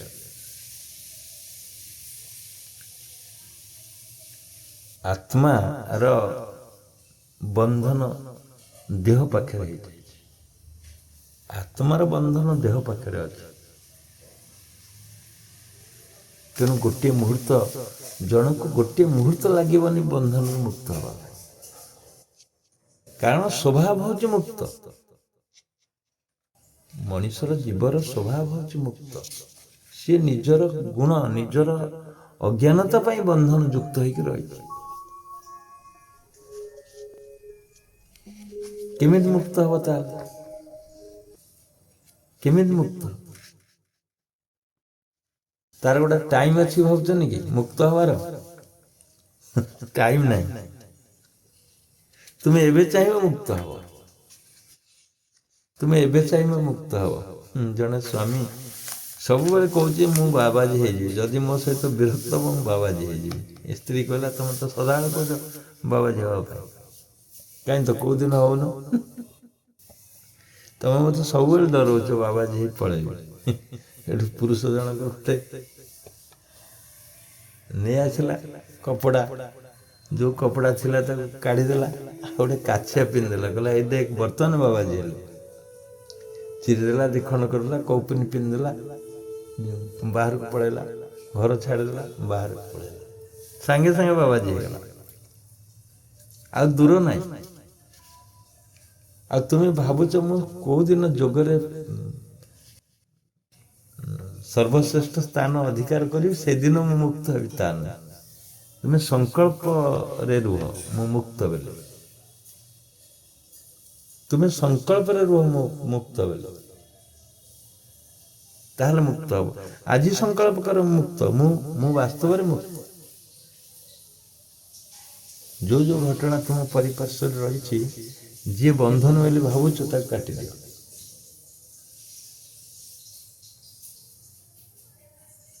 କାଟିଦିଅ। କାଲି ଜଣେ ଲଗେଇଥିଲେ ମୋ ପାଖକୁ ଟେଲିଫୋନ, କହିଲେ ବାବା ଗୋଟେ ଅଫିସରେ ମୁଁ କାମ କରୁଛି, ମୁଁ ନୂଆ ଜଏନ୍ କରିଛି ପ୍ରାଇଭେଟ, କିନ୍ତୁ ମୋ ନାଁରେ କଳଙ୍କ ବୋଳିଛନ୍ତି, ମୁଁ ଏ ଜିନିଷ ନେଇଯାଇଛି ବୋଲି, ମୋତେ ବାହାର କରିଦେବେ, ମୁଁ ଏଠି କ'ଣ କରିବି କୁହନ୍ତୁ? ମୁଁ ପଚାରିଲି, ମୁଁ ତୁମେ ନେଇଛ କି ସେ ଜିନିଷ? ନା ନାହିଁ ମୁଁ କେବେ ନେଇନି। ମୁଁ କହିଲି ଠିକ ଅଛି, ତୁମେ ସେ ମିଥ୍ୟା ଅନୁଷ୍ଠାନ ରହିବାକୁ କାହିଁ ଚାହୁଁଛ? ତୁମେ ବାହାରି ଆସ, ସ୍ୱୟଂ ବାହାରି ଆସ, ସେ କ'ଣ ବାହାର କରିଦେବେ ତୁମକୁ? ସେ କ'ଣ ବାହାର କରିଦେବେ? ତୁମେ ତ ନିଷ୍କଳଙ୍କ ଲୋକ। ତୁମକୁ କ'ଣ ନିଷ୍କଳଙ୍କ ଲୋକକୁ କିଏ ପୃଥିବୀରେ ଅଛି ଡରେଇ ଦେବ? ତୁମେ ଚୋରି କରିନ, ତୁମେ ନେଇନ, ତୁମକୁ ଫସେଇ ଦିଆହେଇଛି, ତୁମ ସ୍ଥିତିରେ ଠିକ ରୁହ। ଚାକିରି ଛାଡ଼ି ଯାଉ, କ'ଣ ହେଇଗଲା? ତେଣୁ ଇଏ ବନ୍ଧନ ନା ନାହିଁ? ତୁମ ଉପରେ ଦୋଷ ଯୁକ୍ତ କରୁଛନ୍ତି, ତୁମେ କହୁଛ ମୁଁ ସେଇଠି ରହିବି, ତାମାନେ ଜାଣି ଶୁଣି ବନ୍ଧନକୁ ଆହ୍ୱାନ କରୁଛ। ଆଉ ଗୋଟେ ବଡ଼ ବନ୍ଧନ ହେଉଛି ପୂଜା ପାର୍ବଣ, ମାନେ ଅଜ୍ଞାନତାରେ ଈଶ୍ୱରଙ୍କୁ ଡାକିବା, ଏ ବି ଗୋଟେ ବନ୍ଧନ। ତାକୁ କାଟିଦିଅ ସବୁ ବନ୍ଧନ ଯୁକ୍ତ। ଏବେ ମୁଁ କହୁଛି ଈଶ୍ୱର କୋଉଠି ଥାଆନ୍ତୁ ନଥାନ୍ତୁ, ସେଥିରେ କିଛି ଯାଏ ଆସେ ନାହିଁ। ଈଶ୍ୱରଙ୍କ ପାଖରେ ଧ୍ୟାନ କରିବା ବି ବନ୍ଧନ, ଈଶ୍ୱରଙ୍କୁ ଡାକିବା ବି ବନ୍ଧନ। ମୋତେ ଦିଅ, ହେ ଭଗବାନ ମୋତେ ଦିଅ। ତା ଅର୍ଥ ତୁମେ ତାଙ୍କ ନିର୍ଭରରେ ରହିଲ। ତାଙ୍କ ନିର୍ଭରରେ ରହିଲ କି ନାହିଁ? ସେ ଦେଲେ ତୁମେ ଖର୍ଚ୍ଚ କରିବ, ସାଂସନ ହେଲେ ତୁମେ କାମ କରିବ। ପର ଅଧୀନ ପରାଧୀନ, ପର ଅଧୀନ ପରାଧୀନ, ନିଜ ଅଧୀନ, ସ୍ୱ ଅଧୀନ, ସ୍ୱାଧୀନ। ଆଚ୍ଛା, ତୁମେ ପରାଧୀନ ହେବାକୁ ଚାହୁଁଛ ନା ସ୍ୱାଧୀନ ହେବାକୁ ଚାହୁଁଛ? ସ୍ୱର ଅଧୀନ ହେବାକୁ ଚାହୁଁଛ ନା ପରର ଅଧୀନ ହେବାକୁ ଚାହୁଁଛ? ଈଶ୍ୱର ବି ପର, ଈଶ୍ୱର ବି ପର, ସେ ଯିଏ ଥାଆନ୍ତୁ ନଥାନ୍ତୁ, ମୁଁ ସେ ଆଡ଼କୁ ଯାଉନି। ତୁମେ ଯାହାକୁ ମାଗୁଛ ସେ ଦେଇପାରେ ନ ଦେଇପାରେ, କିନ୍ତୁ ତୁମ ପାଖରେ ଟଙ୍କା ଥିବ, ତୁମେ ଖର୍ଚ୍ଚ କରିପାରିବ କି ନାହିଁ? ଜଣଙ୍କ ପାଖକୁ ଟଙ୍କା ମାଗୁଛ, ସେ ଦେଇପାରେ ନ ଦେଇପାରେ, ତେଣୁ ତୁମେ ତା ଅଧୀନରେ ରହିଲ ନା। କିନ୍ତୁ ସ୍ୱର ଅଧୀନ ଯେତେବେଳେ ହେଇଯିବ ବା ନିଜ ଟଙ୍କା ନିଜ ପାଖରେ ଅଛି, ନିଜେ ଖର୍ଚ୍ଚ କରିବା ପାଇଁ ଯାହା ଏଟା କରିପାରିବ, ତମକୁ କେହି ରୋକିପାରିବେ। ତେଣୁ ବାସ୍ତବରେ ତୁମେ ଯଦି ସ୍ୱାଧୀନ ହେବାକୁ ଚାହୁଁଛ, ସ୍ୱର ଅଧୀନ ହେବାକୁ ଚାହୁଁଛ, ତାହେଲେ କୌଣସି ଈଶ୍ୱରଙ୍କୁ ମଧ୍ୟ ଡାକ। ଈଶ୍ୱର ମଧ୍ୟ ପରାଧୀନ। ପରାଧୀନର ଶିକୁଳି ତୁମ ପାଖରେ ନ ଲାଗୁ। ନିଜ ଦେବତାକୁ ନ ପୂଜି ଦେବତାକୁ ପୂଜଇ, ମୋର ମୋର କହି ସର୍ବଦା ମେ ମେ ହୁଅଇ। ନିଜର ଦେବତା ନିଜ ଭିତରେ ଅଛନ୍ତି, ସେ ଦେବତା ସ୍ୱାଧୀନ। ତେଣୁ ଯଦି ଅନ୍ୟକୁ ପୂଜା କରିବ ବା ପୂଜା ପାଠ କରିବ, ତାହେଲେ ତୁମେ ପରାଧୀନ ହେଇକି ରହିବ। ତେଣୁ ଭାଗବତରେ ସେଇ ଜିନିଷ କୁହାଯାଇଛି, ଏବେ ତୁ ପୂଜା ଧ୍ୟାନ ଛାଡ଼, ଏକାନ୍ତ ବ୍ରହ୍ମ ସୁଖେ ଜଡ଼।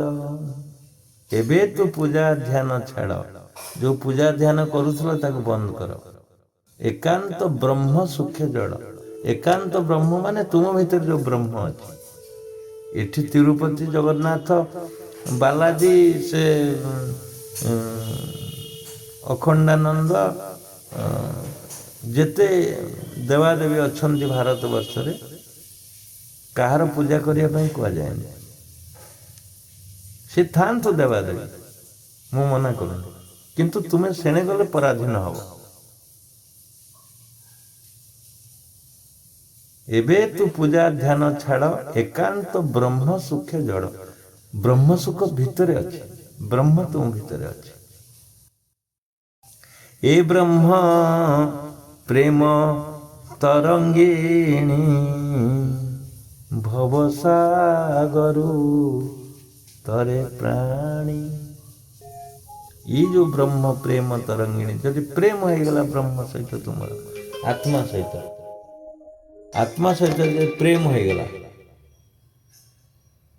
ଏ ବ୍ରହ୍ମ ପ୍ରେମ ତରଙ୍ଗିଣୀ, ଭବସାଗରୁ ତରେ ପ୍ରାଣୀ ହେଲା। ତେଣୁ ଭାଗବତରେ ସ୍ପଷ୍ଟ କହିଛି, ତୁମେ କେବଳ ବ୍ରହ୍ମ ରୂପରେ ରୁହ, ନିଜର ବ୍ରହ୍ମ ଉପାସନା ହେଇଯାଅ, ନିଜକୁ ନିଜେ ବ୍ରହ୍ମ ବୋଲି ବୋଧ ହଉ ତୁମ ଭିତରେ। କେବଳ ଆତ୍ମାର ଭାବନା କର, ବନ୍ଧନ ମୁକ୍ତ ହବ। ଯୋଉ ଡାଳରେ ରହିଛି ତୁମେ ସେଇ ଡାଳକୁ ପଳେଇବ, ତୁମ ଭିତରେ ସିଏ ଅଛି। ଏ ଅଙ୍କ କଠିନ ନୁହେଁ, ଅଙ୍କ ବହୁତ ସରଳ। ମୁକ୍ତ ସେତେବେଳେ ହବ ଯେତେବେଳେ ତୁମେ ଆତ୍ମାର ବୋଧ ହବ, ଆତ୍ମାର ଭାବନା ଆସିବ ତୁମ ଭିତରେ, ବୈରାଗ୍ୟ ଆସିବ, ବନ୍ଧନ କଟିବ। ସଂସାର ବନ୍ଧନ ସେଠି କଟିବ ଯେତେବେଳେ ତୁମେ ଏକାନ୍ତ ହେଇଯିବ ଆତ୍ମା ସହିତ। କାହା ସହିତ ରହିବାକୁ ଚାହୁଁଛ? ତୁମେ ଭାବୁଛ ଏ ସ୍ତ୍ରୀ ମୋର, ଏ ପୁଅ ମୋର, ଏ ସଂସାର ମୋର, ଏ ଗଡରେଜ ମୋର, ଏ ବ୍ୟାଙ୍କ ବାଲାନ୍ସ ମୋର, ଏ ଜମି ବାଡ଼ି, ଏ ଇଣ୍ଡଷ୍ଟ୍ରି, ଏ ଫ୍ୟାକ୍ଟରି ସବୁ ମୋର? ନା, ଇଏ ରଙ୍ଗ ଡିସିସନ। ଇଏ କେବେ ଠିକ ଡିସିସନ ନୁହେଁ ତୁମର।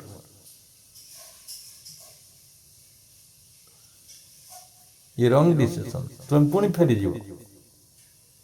ବେତାଳ ଯେମିତି ଫେରିଗଲା, ବିକ୍ରମାଦିତ୍ୟ ହଁ କହିଦେଲା, ପ୍ରଶ୍ନର ଉତ୍ତର ଦେଇଦେଲା,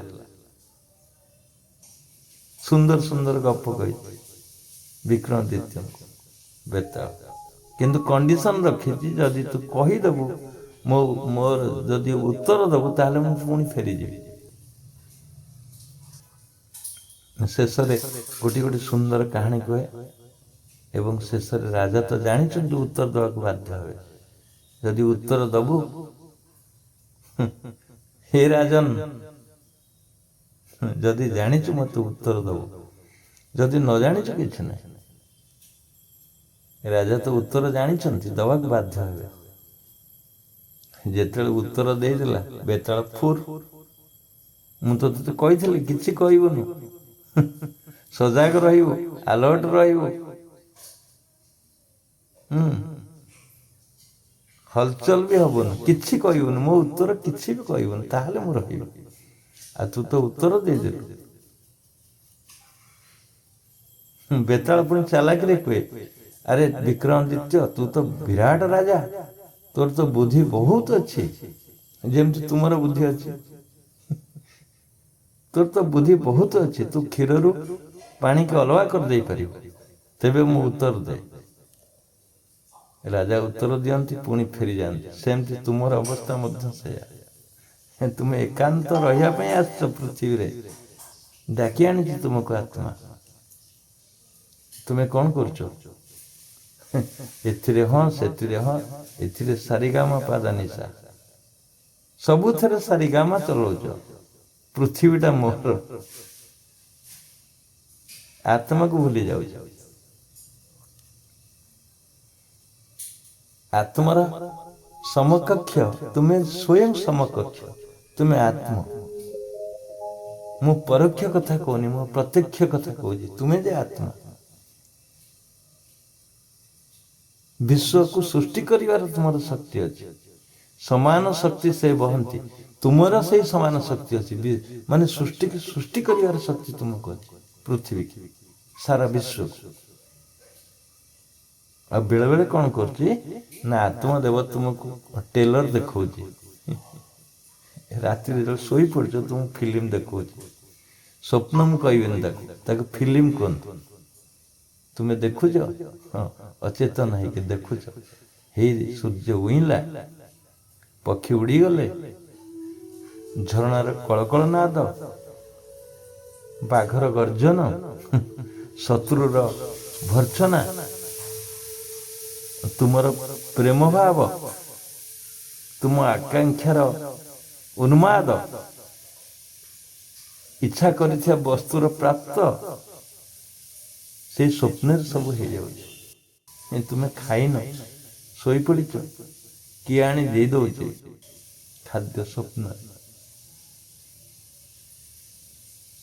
ଇଏ କେତେ ବିଚିତ୍ରତା ନୁହେଁ ଅନୁଭବ କରନ୍ତୁ। କିଏ ସୃଷ୍ଟି କରୁଛି କିଏ ତୁମକୁ ଦଉଛି? ମୁଁ ବାରମ୍ବାର ସ୍ୱପ୍ନର କଥା କହିବାର ଅର୍ଥ ହେଉଛି ତୁମ ଭିତରେ କେତେ କାପାବିଲିଟି ଅଛି ଦେଖନ୍ତୁ ସୃଷ୍ଟି କରିବାର।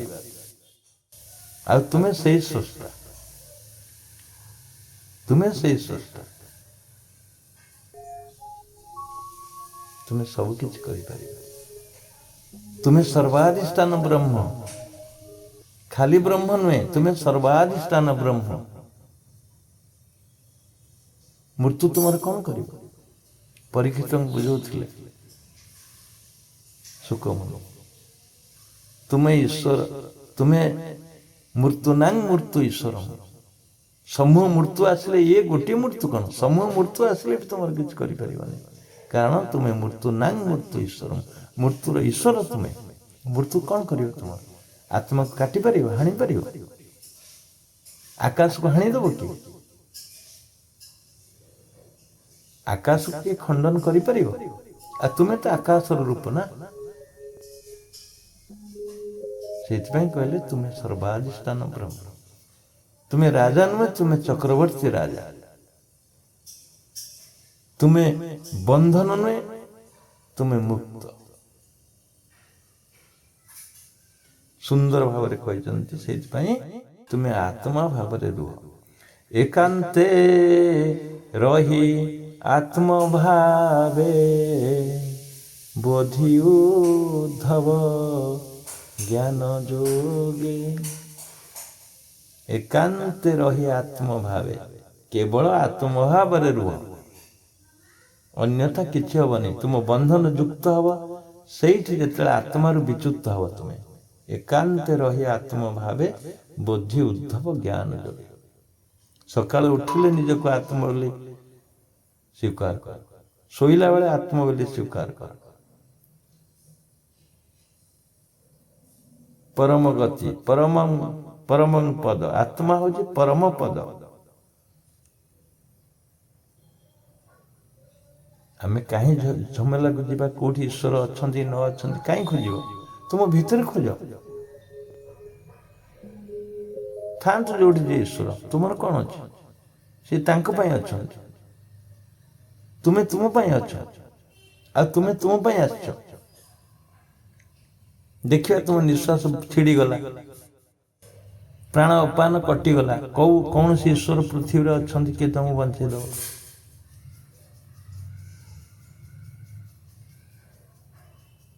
जी निश्वास को चलाऊँगी जी निश्वास रो मास्टर सी तुम भीतर अच्छे सी आसन धरिक बही जो आसन रू उठब ना एठू मुझे जीवी निश्वास छिड़ प्राण अपान प्राण अपान मास्टर तुम भीतर अच्छे सी चाहिए व्यतिक्रम करदब से उठिला माने व्यतिक्रम हो गला तुम ना ये शरीर रे मुआ रही बस सरीगला कम आ तुम्हें जदि आत्मभाव थो कह ना टिके जीवा तो सांग होके जीवा आ कौन सी तो रही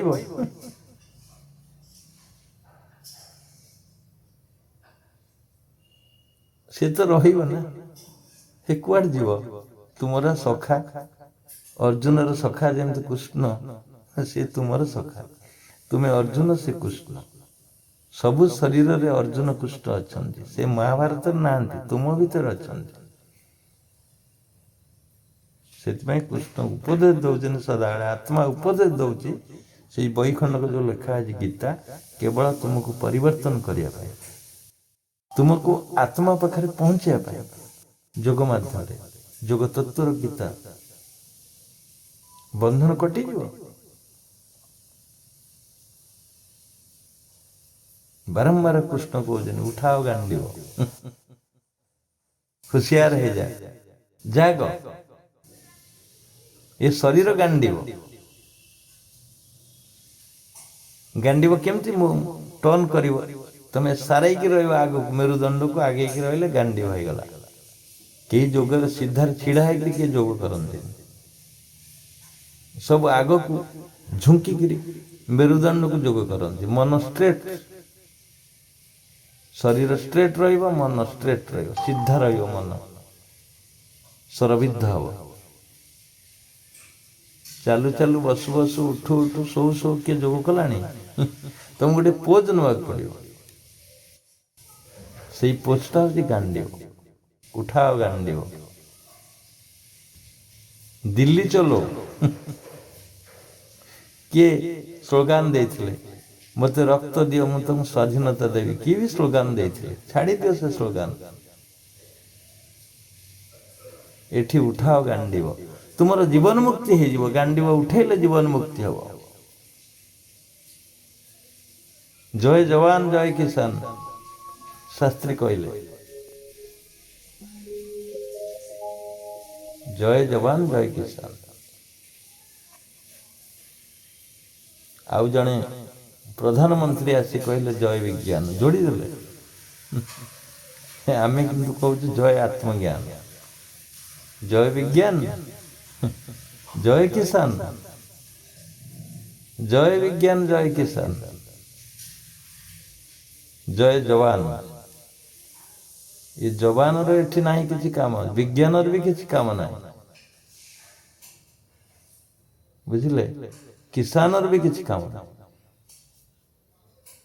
जो जय आत्मज्ञान अच्छी से सबकि अच्छी आत्मज्ञान रे सैनिक अच्छी आत्मज्ञान रे किसान अच्छी आत्मज्ञान रे विज्ञान अच्छी बिना आत्मज्ञान रे विज्ञान हो पार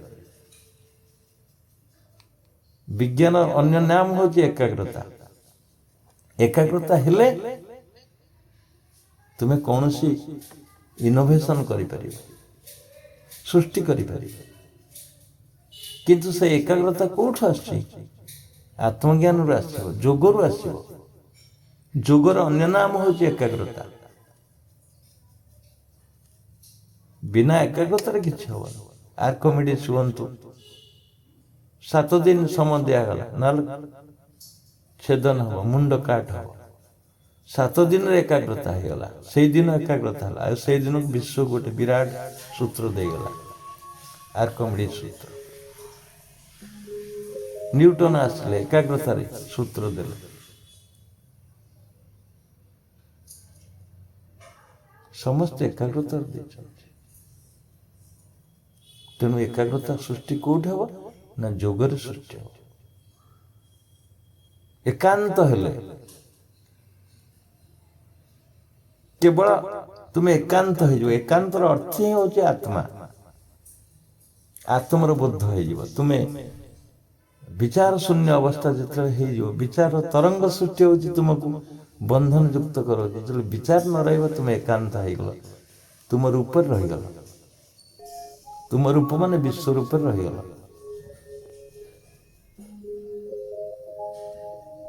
ଏକାନ୍ତ ରହି ଆତ୍ମ ଭାବେ ବୋଧି ଉଦ୍ଧବ ଜ୍ଞାନ। ଜୀବର ନୁହଁ ବନ୍ଧନ, କହିଲେ ଯଶୋଦାନନ୍ଦନ।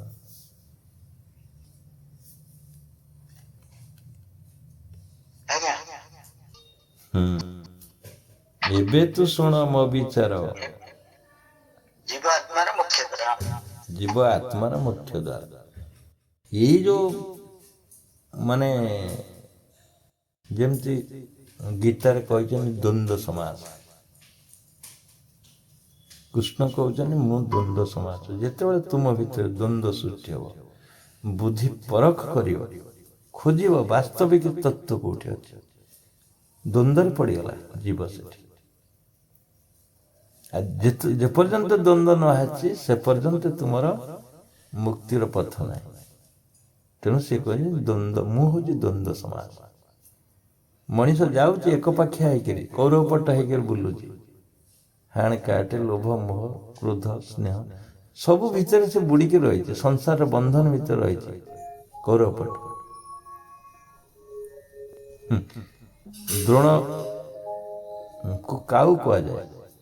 କାଉ ଯେମିତି ଗୋଟିଏ ପଟକୁ ଅନେଇଲା ଆଉ ଗୋଟେ ପଟ ଦେଖାଯାଏନି, ଦ୍ରୋଣର ଅବସ୍ଥା ସେଇଆ। ବୁଦ୍ଧି, ସଂସ୍କାରିତ ବୁଦ୍ଧି। ତୁମେ ଯୋଉ ସଂସ୍କାରିତ ବୁଦ୍ଧି ନେଇକିରି ଆସିଛ, ସେଇ ପଟେ ରହିଗଲା ଦ୍ରୋଣ। କୋଉ ପଟରେ? କୌରବ ପଟରେ, ସଂସାର ପଟରେ ରହିଗଲା। ସେ ନା ଏପଟକୁ ଆସିପାରିଲା, କିନ୍ତୁ ବୁଦ୍ଧିର ତାକତ ଅଛି ଏପଟକୁ ଆସିପାରିବ। ବୁଦ୍ଧି ଖୋଜୁଛି ସଦାବେଳେ ମୁକ୍ତ ହବା ପାଇଁ। ପାଣ୍ଡବ ପଟକୁ ଆସିଲାନି, ଯଦିଓ ପାଣ୍ଡବର ଗୁରୁ, ବୁଦ୍ଧି ତ ସମସ୍ତଙ୍କର ଗୁରୁ, ଉଭୟ ପଟର ଗୁରୁ। ସଂସ୍କାରିତ ବୁଦ୍ଧି ଏଠି ଦ୍ରୋଣ, ସେ ଗୁରୁ ହେଇକି ରହିଲା, ସେନାପତି ହେଇକି ରହିଲା। ତାମାନେ ତୁମକୁ ଚଳେଇଲା ସେପଟେ ରହିକି। ଏ ସମସ୍ତେ ଗୋଟେ ଗୋଟେ ଦ୍ରୋଣ, ତୁମେ ଗୋଟେ ଗୋଟେ ଦ୍ରୋଣ। କେମିତି ଦ୍ରୋଣ? ନା ଗୋଟିଏ ଆଖିରେ ତୁମେ ଅନଉଛ, ସଂସାରକୁ ଅନେଇଛ, ଆଉ ଗୋଟେ ଆଖି ବନ୍ଦ ଅଛି। ଆଉ ଯେତେବେଳେ ଏପଟ ଆଖି ଅନେଇବ, ସେପଟ ଆଖି ବନ୍ଦ ହେଇଯିବ, ସଂସାର କାର୍ଯ୍ୟ ବନ୍ଦ ହେଇଯିବ, ମୁକ୍ତ ହେଇଗଲ ତୁମେ। ଦ୍ରୋଣ କଣ ସେନାପତି ନା ନାହିଁ? ତୁମର ବୁଦ୍ଧି ଏଠି ସେନାପତି। କୋଉ ବୁଦ୍ଧି? ନା ସଂସ୍କାରିତ ବୁଦ୍ଧି ତୁମର ସେନାପତି ହେଇ ଚଲଉଛି ତୁମକୁ। ସଂସ୍କାରିତ ବୁଦ୍ଧି ମାନେ ପୂର୍ବରୁ ଯୋଉ କର୍ମ କରିଥିବ ସେଇଟା ରିଫ୍ଲେକ୍ଟ ହଉଛି ଏଠି, ତୁମକୁ ସେଇଟା କ୍ରିୟାଶୀଳ କରାଉଛି। ତୁମେ ଭଲ ବାଟରେ ଯାଉଥିବ, ଖାଲ ପଡ଼ିବ, ତୁମେ ଗଳି ପଡ଼ିବ। ଏ ଯୋଉ ଗଳିବାଟା ହଉଛି ସଂସ୍କାରିତ ପୂର୍ବ ଜନ୍ମର କର୍ମ ତୁମକୁ ଗଳି ପଡ଼ିଲା, ଆଉ ତୁମକୁ ନିର୍ଦ୍ଦେଶ ଦଉଛି। ସେଇ ବୁଦ୍ଧିଟା ତମ ଭିତରେ, ତମ ରକ୍ତ ମାଂସ ମଜା, ବ୍ରେନ ସେଲ, ଭାବନା, କର୍ମ ସବୁଥିରେ ଲିପ୍ତ ହେଇକି ରହିଛି ତୁମର ସେଇ ପୂର୍ବ ଜନ୍ମର କର୍ମର ସଂସ୍କାର। ତେଣୁ ସେ ଦ୍ରୋଣ ସେନାପତି ହିସାବରେ ତୁମକୁ ନିୟନ୍ତ୍ରଣ କରୁଛି ଶରୀର ତୁମକୁ। ତାମାନେ ତୁମେ ସ୍ୱୟଂ ଦ୍ରୋଣ ହେଇକି ରହିଛ। ଦ୍ରୋଣର କିଏ ସାଙ୍ଗ? ଦୁର୍ଯ୍ୟୋଧନ। ଅତିମୋହ, ମହାମୋହର ପ୍ରତୀକ ଦୁର୍ଯ୍ୟୋଧନ ରହିଲା, ଶକୁନି ରହିଲା। ସନ୍ତତ ଭୟ ସୃଷ୍ଟି କରୁଛି, ମୃତ୍ୟୁର ଭୟ ସୃଷ୍ଟି କରୁଛି ତୁମ ପାଖରେ ରହିକି। କାଳେ କଣ ହେଇଯିବ କି ମୋର? ବୁଦ୍ଧି ତାପଟେ ରହିବ। କର୍ଣ୍ଣ କାହାକୁ ତୁମେ ସାହାଯ୍ୟ କରୁଛ, ସାହାଯ୍ୟ ମାଗୁଛ, ଉପାଧି ବ୍ୟାଧି ଦେଇ ଦଉଛ, ପୋଷ୍ଟ ଦେଇ ଦଉଛ, ତୁ ମତେ ସହଯୋଗ କର। ସବୁ ସତ୍ୟାନାଶର ଗୁଣ ଗୁଡା କୌରବ ପଟରେ ରହିଗଲେ, ଯିଏକୁ ସତ୍ୟାନାଶ କରିଦେବ। ତେଣୁ ତୁମର ବୁଦ୍ଧି ଯୋଉ ସେନାପତି ରୂପରେ ରହିଛି, ଦ୍ରୋଣ ସେନାପତି ରୂପରେ ରହିଛି, ସିଏ ତୁମକୁ ନିୟନ୍ତ୍ରଣ କରିକି ସେଇ ବନ୍ଧନ ଭିତରେ ରଖୁଛି, ଏପଟକୁ ଆସିବାକୁ ଦଉନି। ବିଚାର ବୁଦ୍ଧି ବିବେକ ଯେତେବେଳେ ସୃଷ୍ଟି ହବ ତୁମ ଭିତରେ, କର୍ତ୍ତବ୍ୟ କର୍ମ, ସେତେବେଳେ ତୁମେ ଆସିବ ଏପଟକୁ। ମୁଖ୍ୟ ହେଇକି ତୁମେ ଜୀବର ବନ୍ଧନଟା ଏଇଠି ରହିଛି, ଏଇ ଦ୍ୱାରରେ ଉପନୀତ ହେଇଛି। ଜୀବ ଆତ୍ମାର ବନ୍ଧନ ଗୋଟିଏ ଦ୍ୱାରରେ ରହିଛି, ସିଏ ମୁକ୍ତ ହବ। ଆତ୍ମା ଟୁୱାର୍ଡସ୍ ଆତ୍ମା, ଟୁୱାର୍ଡସ୍ ସ୍ପିରିଚୁଆଲିଜିମ୍। ମଣିଷ ସ୍ପିରିଚୁଆଲ କଣ ଜାଣେ, ଆଧ୍ୟାତ୍ମିକବାଦ କଣ ଜାଣିନି, ସେ ରହିଯାଉଛି ଗୋଟେ ପଟରେ ଜୀବନ ସାରା। ଜଣେ ସିଗାରେଟ ପିଇ ପିଇକିରି ନଷ୍ଟ ହେଇଯାଉଛି, ମାନେ ଦିଆସିଲି ଦରକାର ହୁଏନି। ଜଣଙ୍କର ଗୋଟେ ଦିନରେ ଦିଆସିଲି ଦରକାର ହୁଏନି, ଗୋଟେ ଦିଆସିଲି ମାରିଲା ଚାଲିଲା, ତାପରେ ଚେନ୍ ସ୍ମୋକର ଯାକୁ କହୁଛ, ଜୀବନରେ ନଷ୍ଟ। ଆମେ ମନା କରୁଛୁ କେତେ ଜଣକୁ, ପାନ ଖାଅନି, ଗୁଟକା ଖାଅନି, ଚୂନ ଲାଗିଥିବ। ପାନ ଗୋଟେ ପରେ ଗୋଟେ ଚାଲିଛି, ମତେ ବି କେତେଥର ଅଫର ଦେଇଛି, କାହିଁକିନା ଆମ ସାଙ୍ଗସାଥି ଲୋକ ନା। ଏବେ କଣା ହେଇଯାଇଛି ଗାଲ ତାର, ବୁଝିଲେ। ଇଏ କଣ, ଇଏ ଯୋଉ ବୁଦ୍ଧି, ବନ୍ଧନ ଯୁକ୍ତ ବୁଦ୍ଧି। ଏ ତ ଟାଇମ ହେଲାଣି ତଥାପି।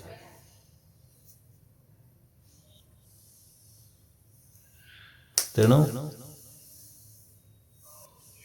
ମଣିଷ ମଧ୍ୟ ଦିବ୍ୟ ଜ୍ଞାନ ଦେଖି ସନ୍ତୋଷ ଭଗବାନ। ମଣିଷ ମଧ୍ୟରେ ଦିବ୍ୟ ଜ୍ଞାନ ଅଛି, ଖରାପ ଜ୍ଞାନ ଅଛି, ଆସୁରିକ ଭାବନା ଅଛି, କୌରବ ପଟର ଭାବନା ସମୂହ ଭାବରେ ଅଛି ତୁମ ଭିତରେ। କୌରବରୁ ପାଣ୍ଡବକୁ ଆସିବାକୁ ପଡ଼ିବ। ପାଣ୍ଡବ ଗୋଟେ ସେକ୍ସନ, କୌରବ ଗୋଟେ ସେକ୍ସନ।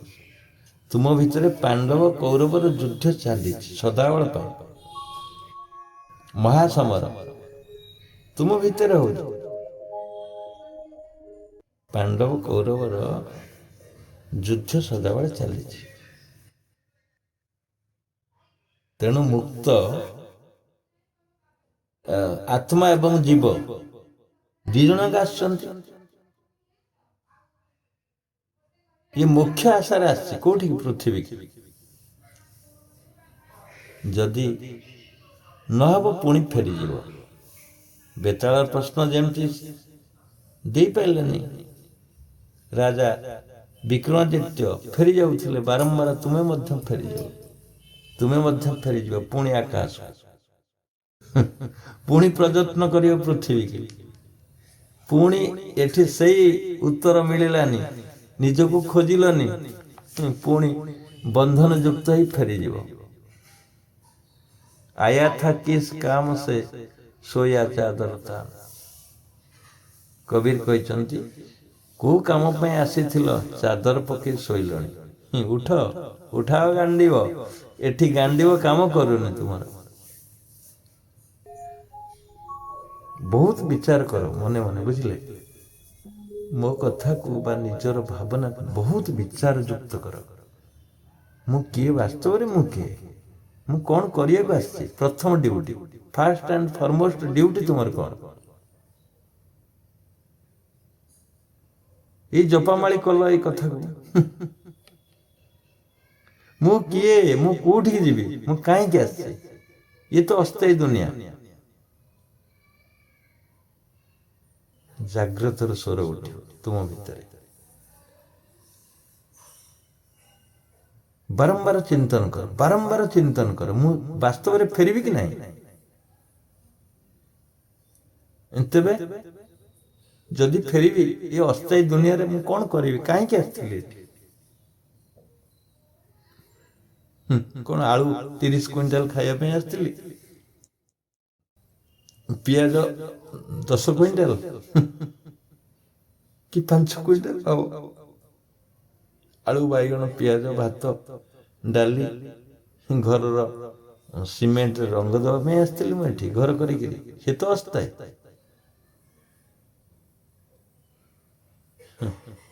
ଜଣେ ଯାଇ କୁକୁର ରଖିଛନ୍ତି, ଏକ କୁତା କୁତା ପାଳେ, ଯିଏ କୁକୁରକୁ ରଖିବ ସେ ହିଁ କୁକୁର। ଏକ କୁତା କୁତା ପାଳେ, ଇଏ ବି ଗୋଟେ ମେଥଡ।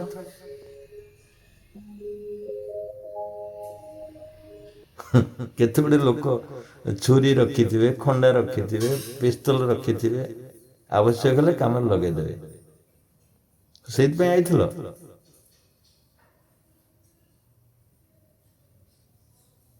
କେତେ ଗୁଡିଏ ଲୋକଙ୍କ ଆଶା ଆକାଂକ୍ଷା ହଉଛି ମୋର 2 ମାଣେ ଜମି ଅଛି, ମୋର 20 ମାଣେ ହେଇଗଲେ ମୋର ସରିଗଲା। ସେଇଥିପାଇଁ ଆଇଥିଲ? ଖଣ୍ଡିଏ ବୟସ ଅଛି, 3 ଖଣ୍ଡ 4 ଖଣ୍ଡ 5 ଖଣ୍ଡ ବୟସ ହେଲେ ତାଙ୍କ କାମ ସରିଯିବ। ସେଇଥିପାଇଁ ଆଇଥିଲ ତୁମେ? ପାଠ ପଢୁଛ, IAS ହେଇଗଲେ ସେଇଥିପାଇଁ ଆସିଥିଲ ତୁମେ? ଆରେ IAS ଟା କଣ ପୂର୍ଣ୍ଣ ଲକ୍ଷ୍ୟ, ମୁକ୍ତିର ମାର୍ଗ?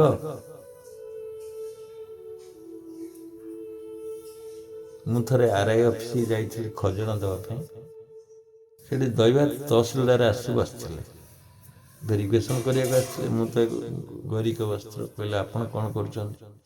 ମୁଁ କହିଲି ଆମେ ଏଇ ଯୋଗ ଶିକ୍ଷା ଦେଉଛୁ। ବହୁତ କଥା ଆଲୋଚନା କଲା, କହିଲା ଆଜ୍ଞା ଆମେ ବାସ୍ତବରେ ବନ୍ଧନରେ ରହିଛୁ, ଆପଣ ମୁକ୍ତରେ ଅଛନ୍ତି। ଇଏ କ'ଣ ପାଠ ପଢିଛୁ ଆମେ, ଜମିବାଡ଼ି ହିସାବ, ଏଥିରେ ମୁକ୍ତି ଅଛି?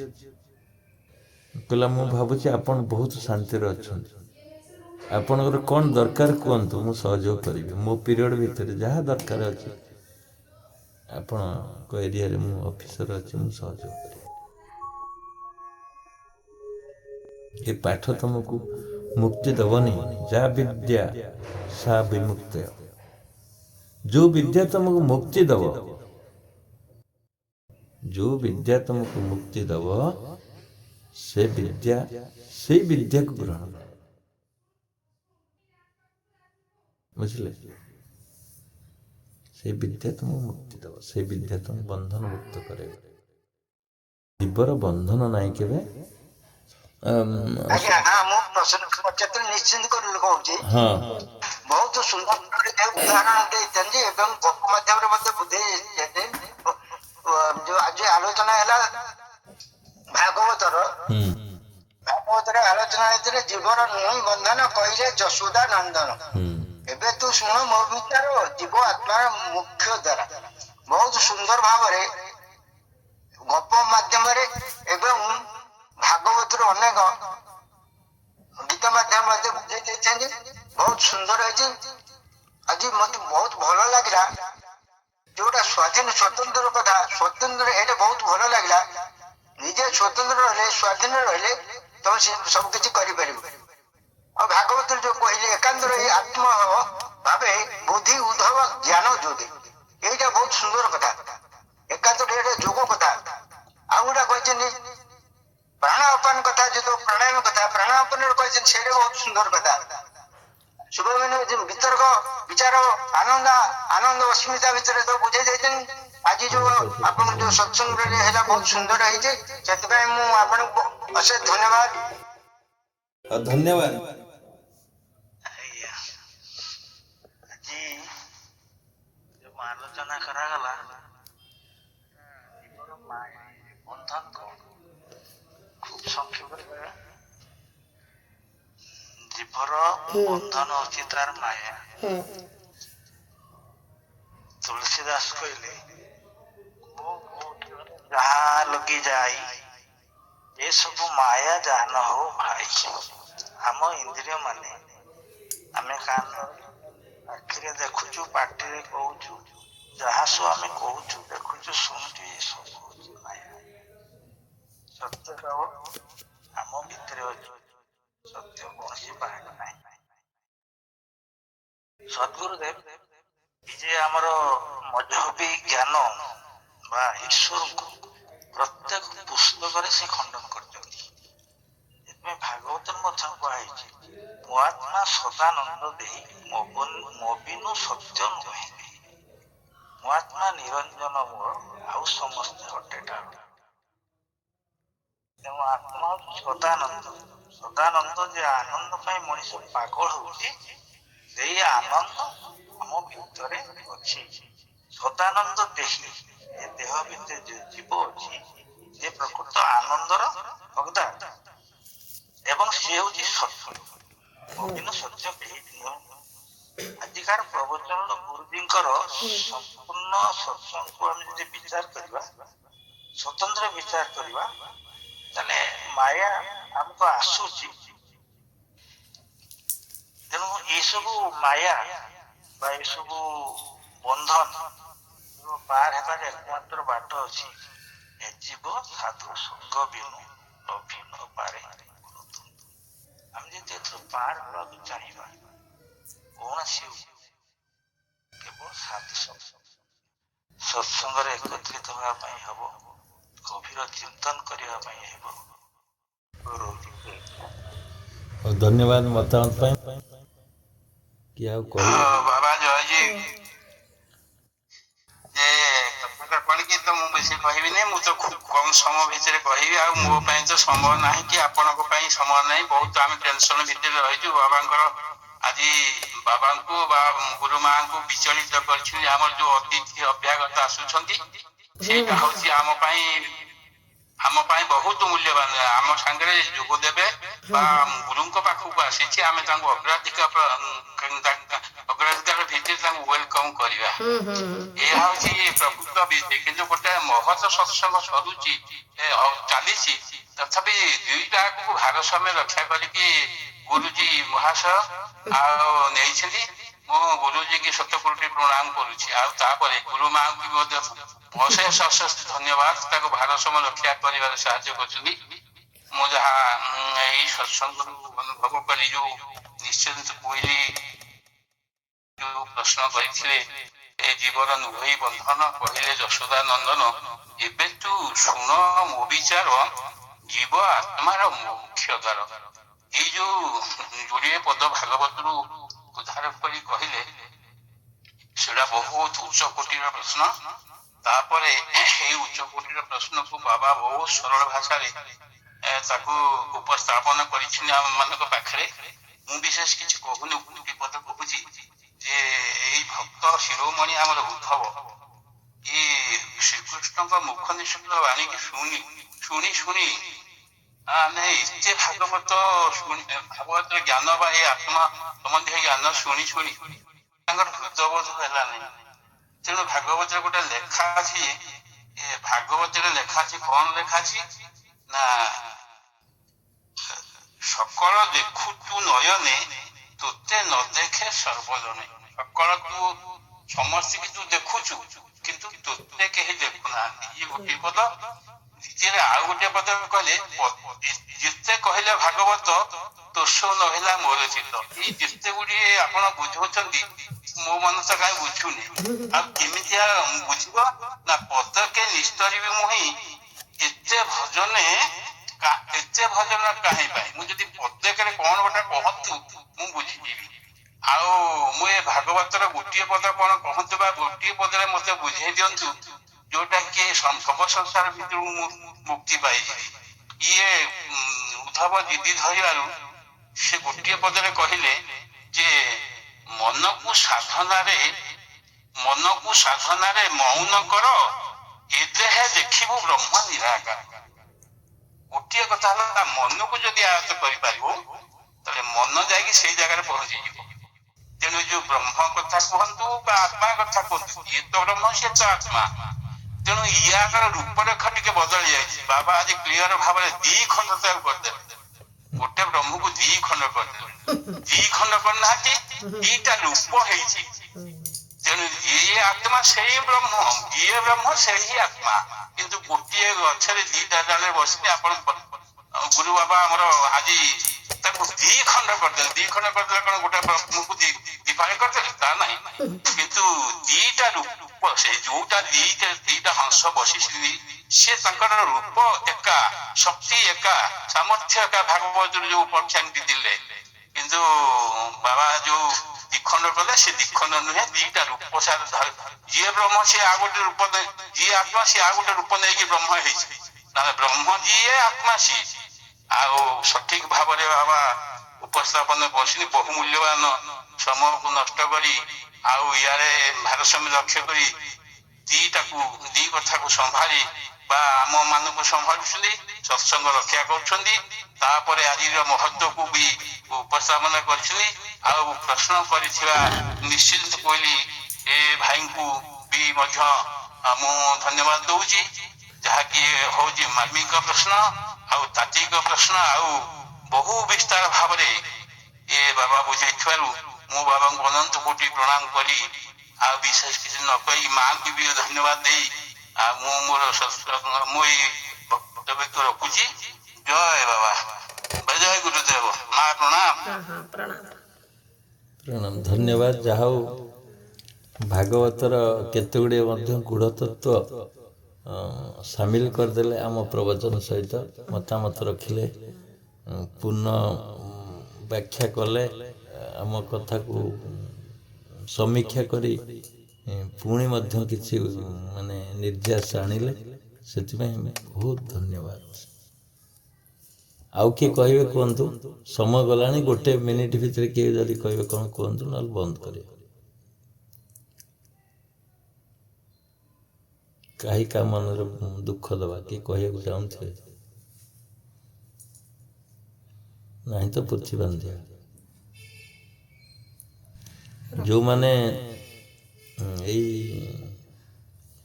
ଭାଗବତର ଚର୍ଚ୍ଚା, ଭାଗବତ ତ ରସାମୃତ, ନବାକ୍ଷରୀ ଛନ୍ଦ, ଏତେ ସରଳ ଭାବରେ ଯିଏ ବୁଲୁଥିବ ତାକୁ ଶାନ୍ତି ଲାଗିବ, ଯିଏ ଶୁଣୁଥିବ ଶାନ୍ତି ଲାଗିବ। ତେବେ ଆମର ଜଣେ ମିତ୍ର ଆମକୁ ଫଲୋ କରନ୍ତୁ କି ନ କରନ୍ତୁ, ଗୋଟେ ଚ୍ୟାନେଲ ଖୋଲିଛନ୍ତି, ଏସ୍ଏମ୍ ଚ୍ୟାନେଲ। ସେ ହେଉଛି ଭାଗବତ ଟୁଙ୍ଗି ଛାଡ଼ିଛନ୍ତି। ଯାହା ହଉ, ସେଥିପାଇଁ ମଧ୍ୟ ଧନ୍ୟବାଦ ତାଙ୍କୁ। ଆମ ପରେ ବି ସେ ଆସିଗଲେ। ପାଠ ପଢ଼ିବାରେ ସେ ଆଗ ଧାଡ଼ିରେ ଥିଲେ ରେଭେନ୍ସାରେ, କିନ୍ତୁ ଏଠି ପଛ ଧାଡ଼ି ଟିକେ ହେଇଯାଇଛି, ତଥାପି ଚାଲିଛି ଆଉ। ସେ ପୋଜିସନ୍ ପାଇଥିଲା MA ରେ। ଯାହା ହଉ, ସମସ୍ତେ ଏଇ ଭାଗବତର ଆଲୋଚନାକୁ ମନ ଦେଇ ଶୁଣିଛନ୍ତି, ନୀରବତା ରକ୍ଷା କରିଛନ୍ତି। କିଛି ଅସୁବିଧା ହେଲେ ବି ତାକୁ ଧୈର୍ଯ୍ୟର ସହିତ ଶୁଣିଛନ୍ତି, ସେଥିପାଇଁ ସମସ୍ତଙ୍କୁ ଧନ୍ୟବାଦ। ଆଶା କରେ ଯେତେ ସମ୍ଭବ ବନ୍ଧନ ମୁକ୍ତ ନୁହେଁ, ବନ୍ଧନ ଯେଉଁ ଯୁକ୍ତ ହେବାଟା ସେଟାକୁ ଆସ୍ତେ ଆସ୍ତେ କାଟି ଦିଅନ୍ତୁ, ଅଟୋମେଟିକ୍ ପଳେଇ ଆସିବେ ଏପଟୁ। ଏତିକି କହି ଆଜିର ଏଇ ସତ୍ସଙ୍ଗକୁ ସାଙ୍ଗ କରିବା। ସମସ୍ତଙ୍କୁ ଧନ୍ୟବାଦ। ଜୟ ଜୟ।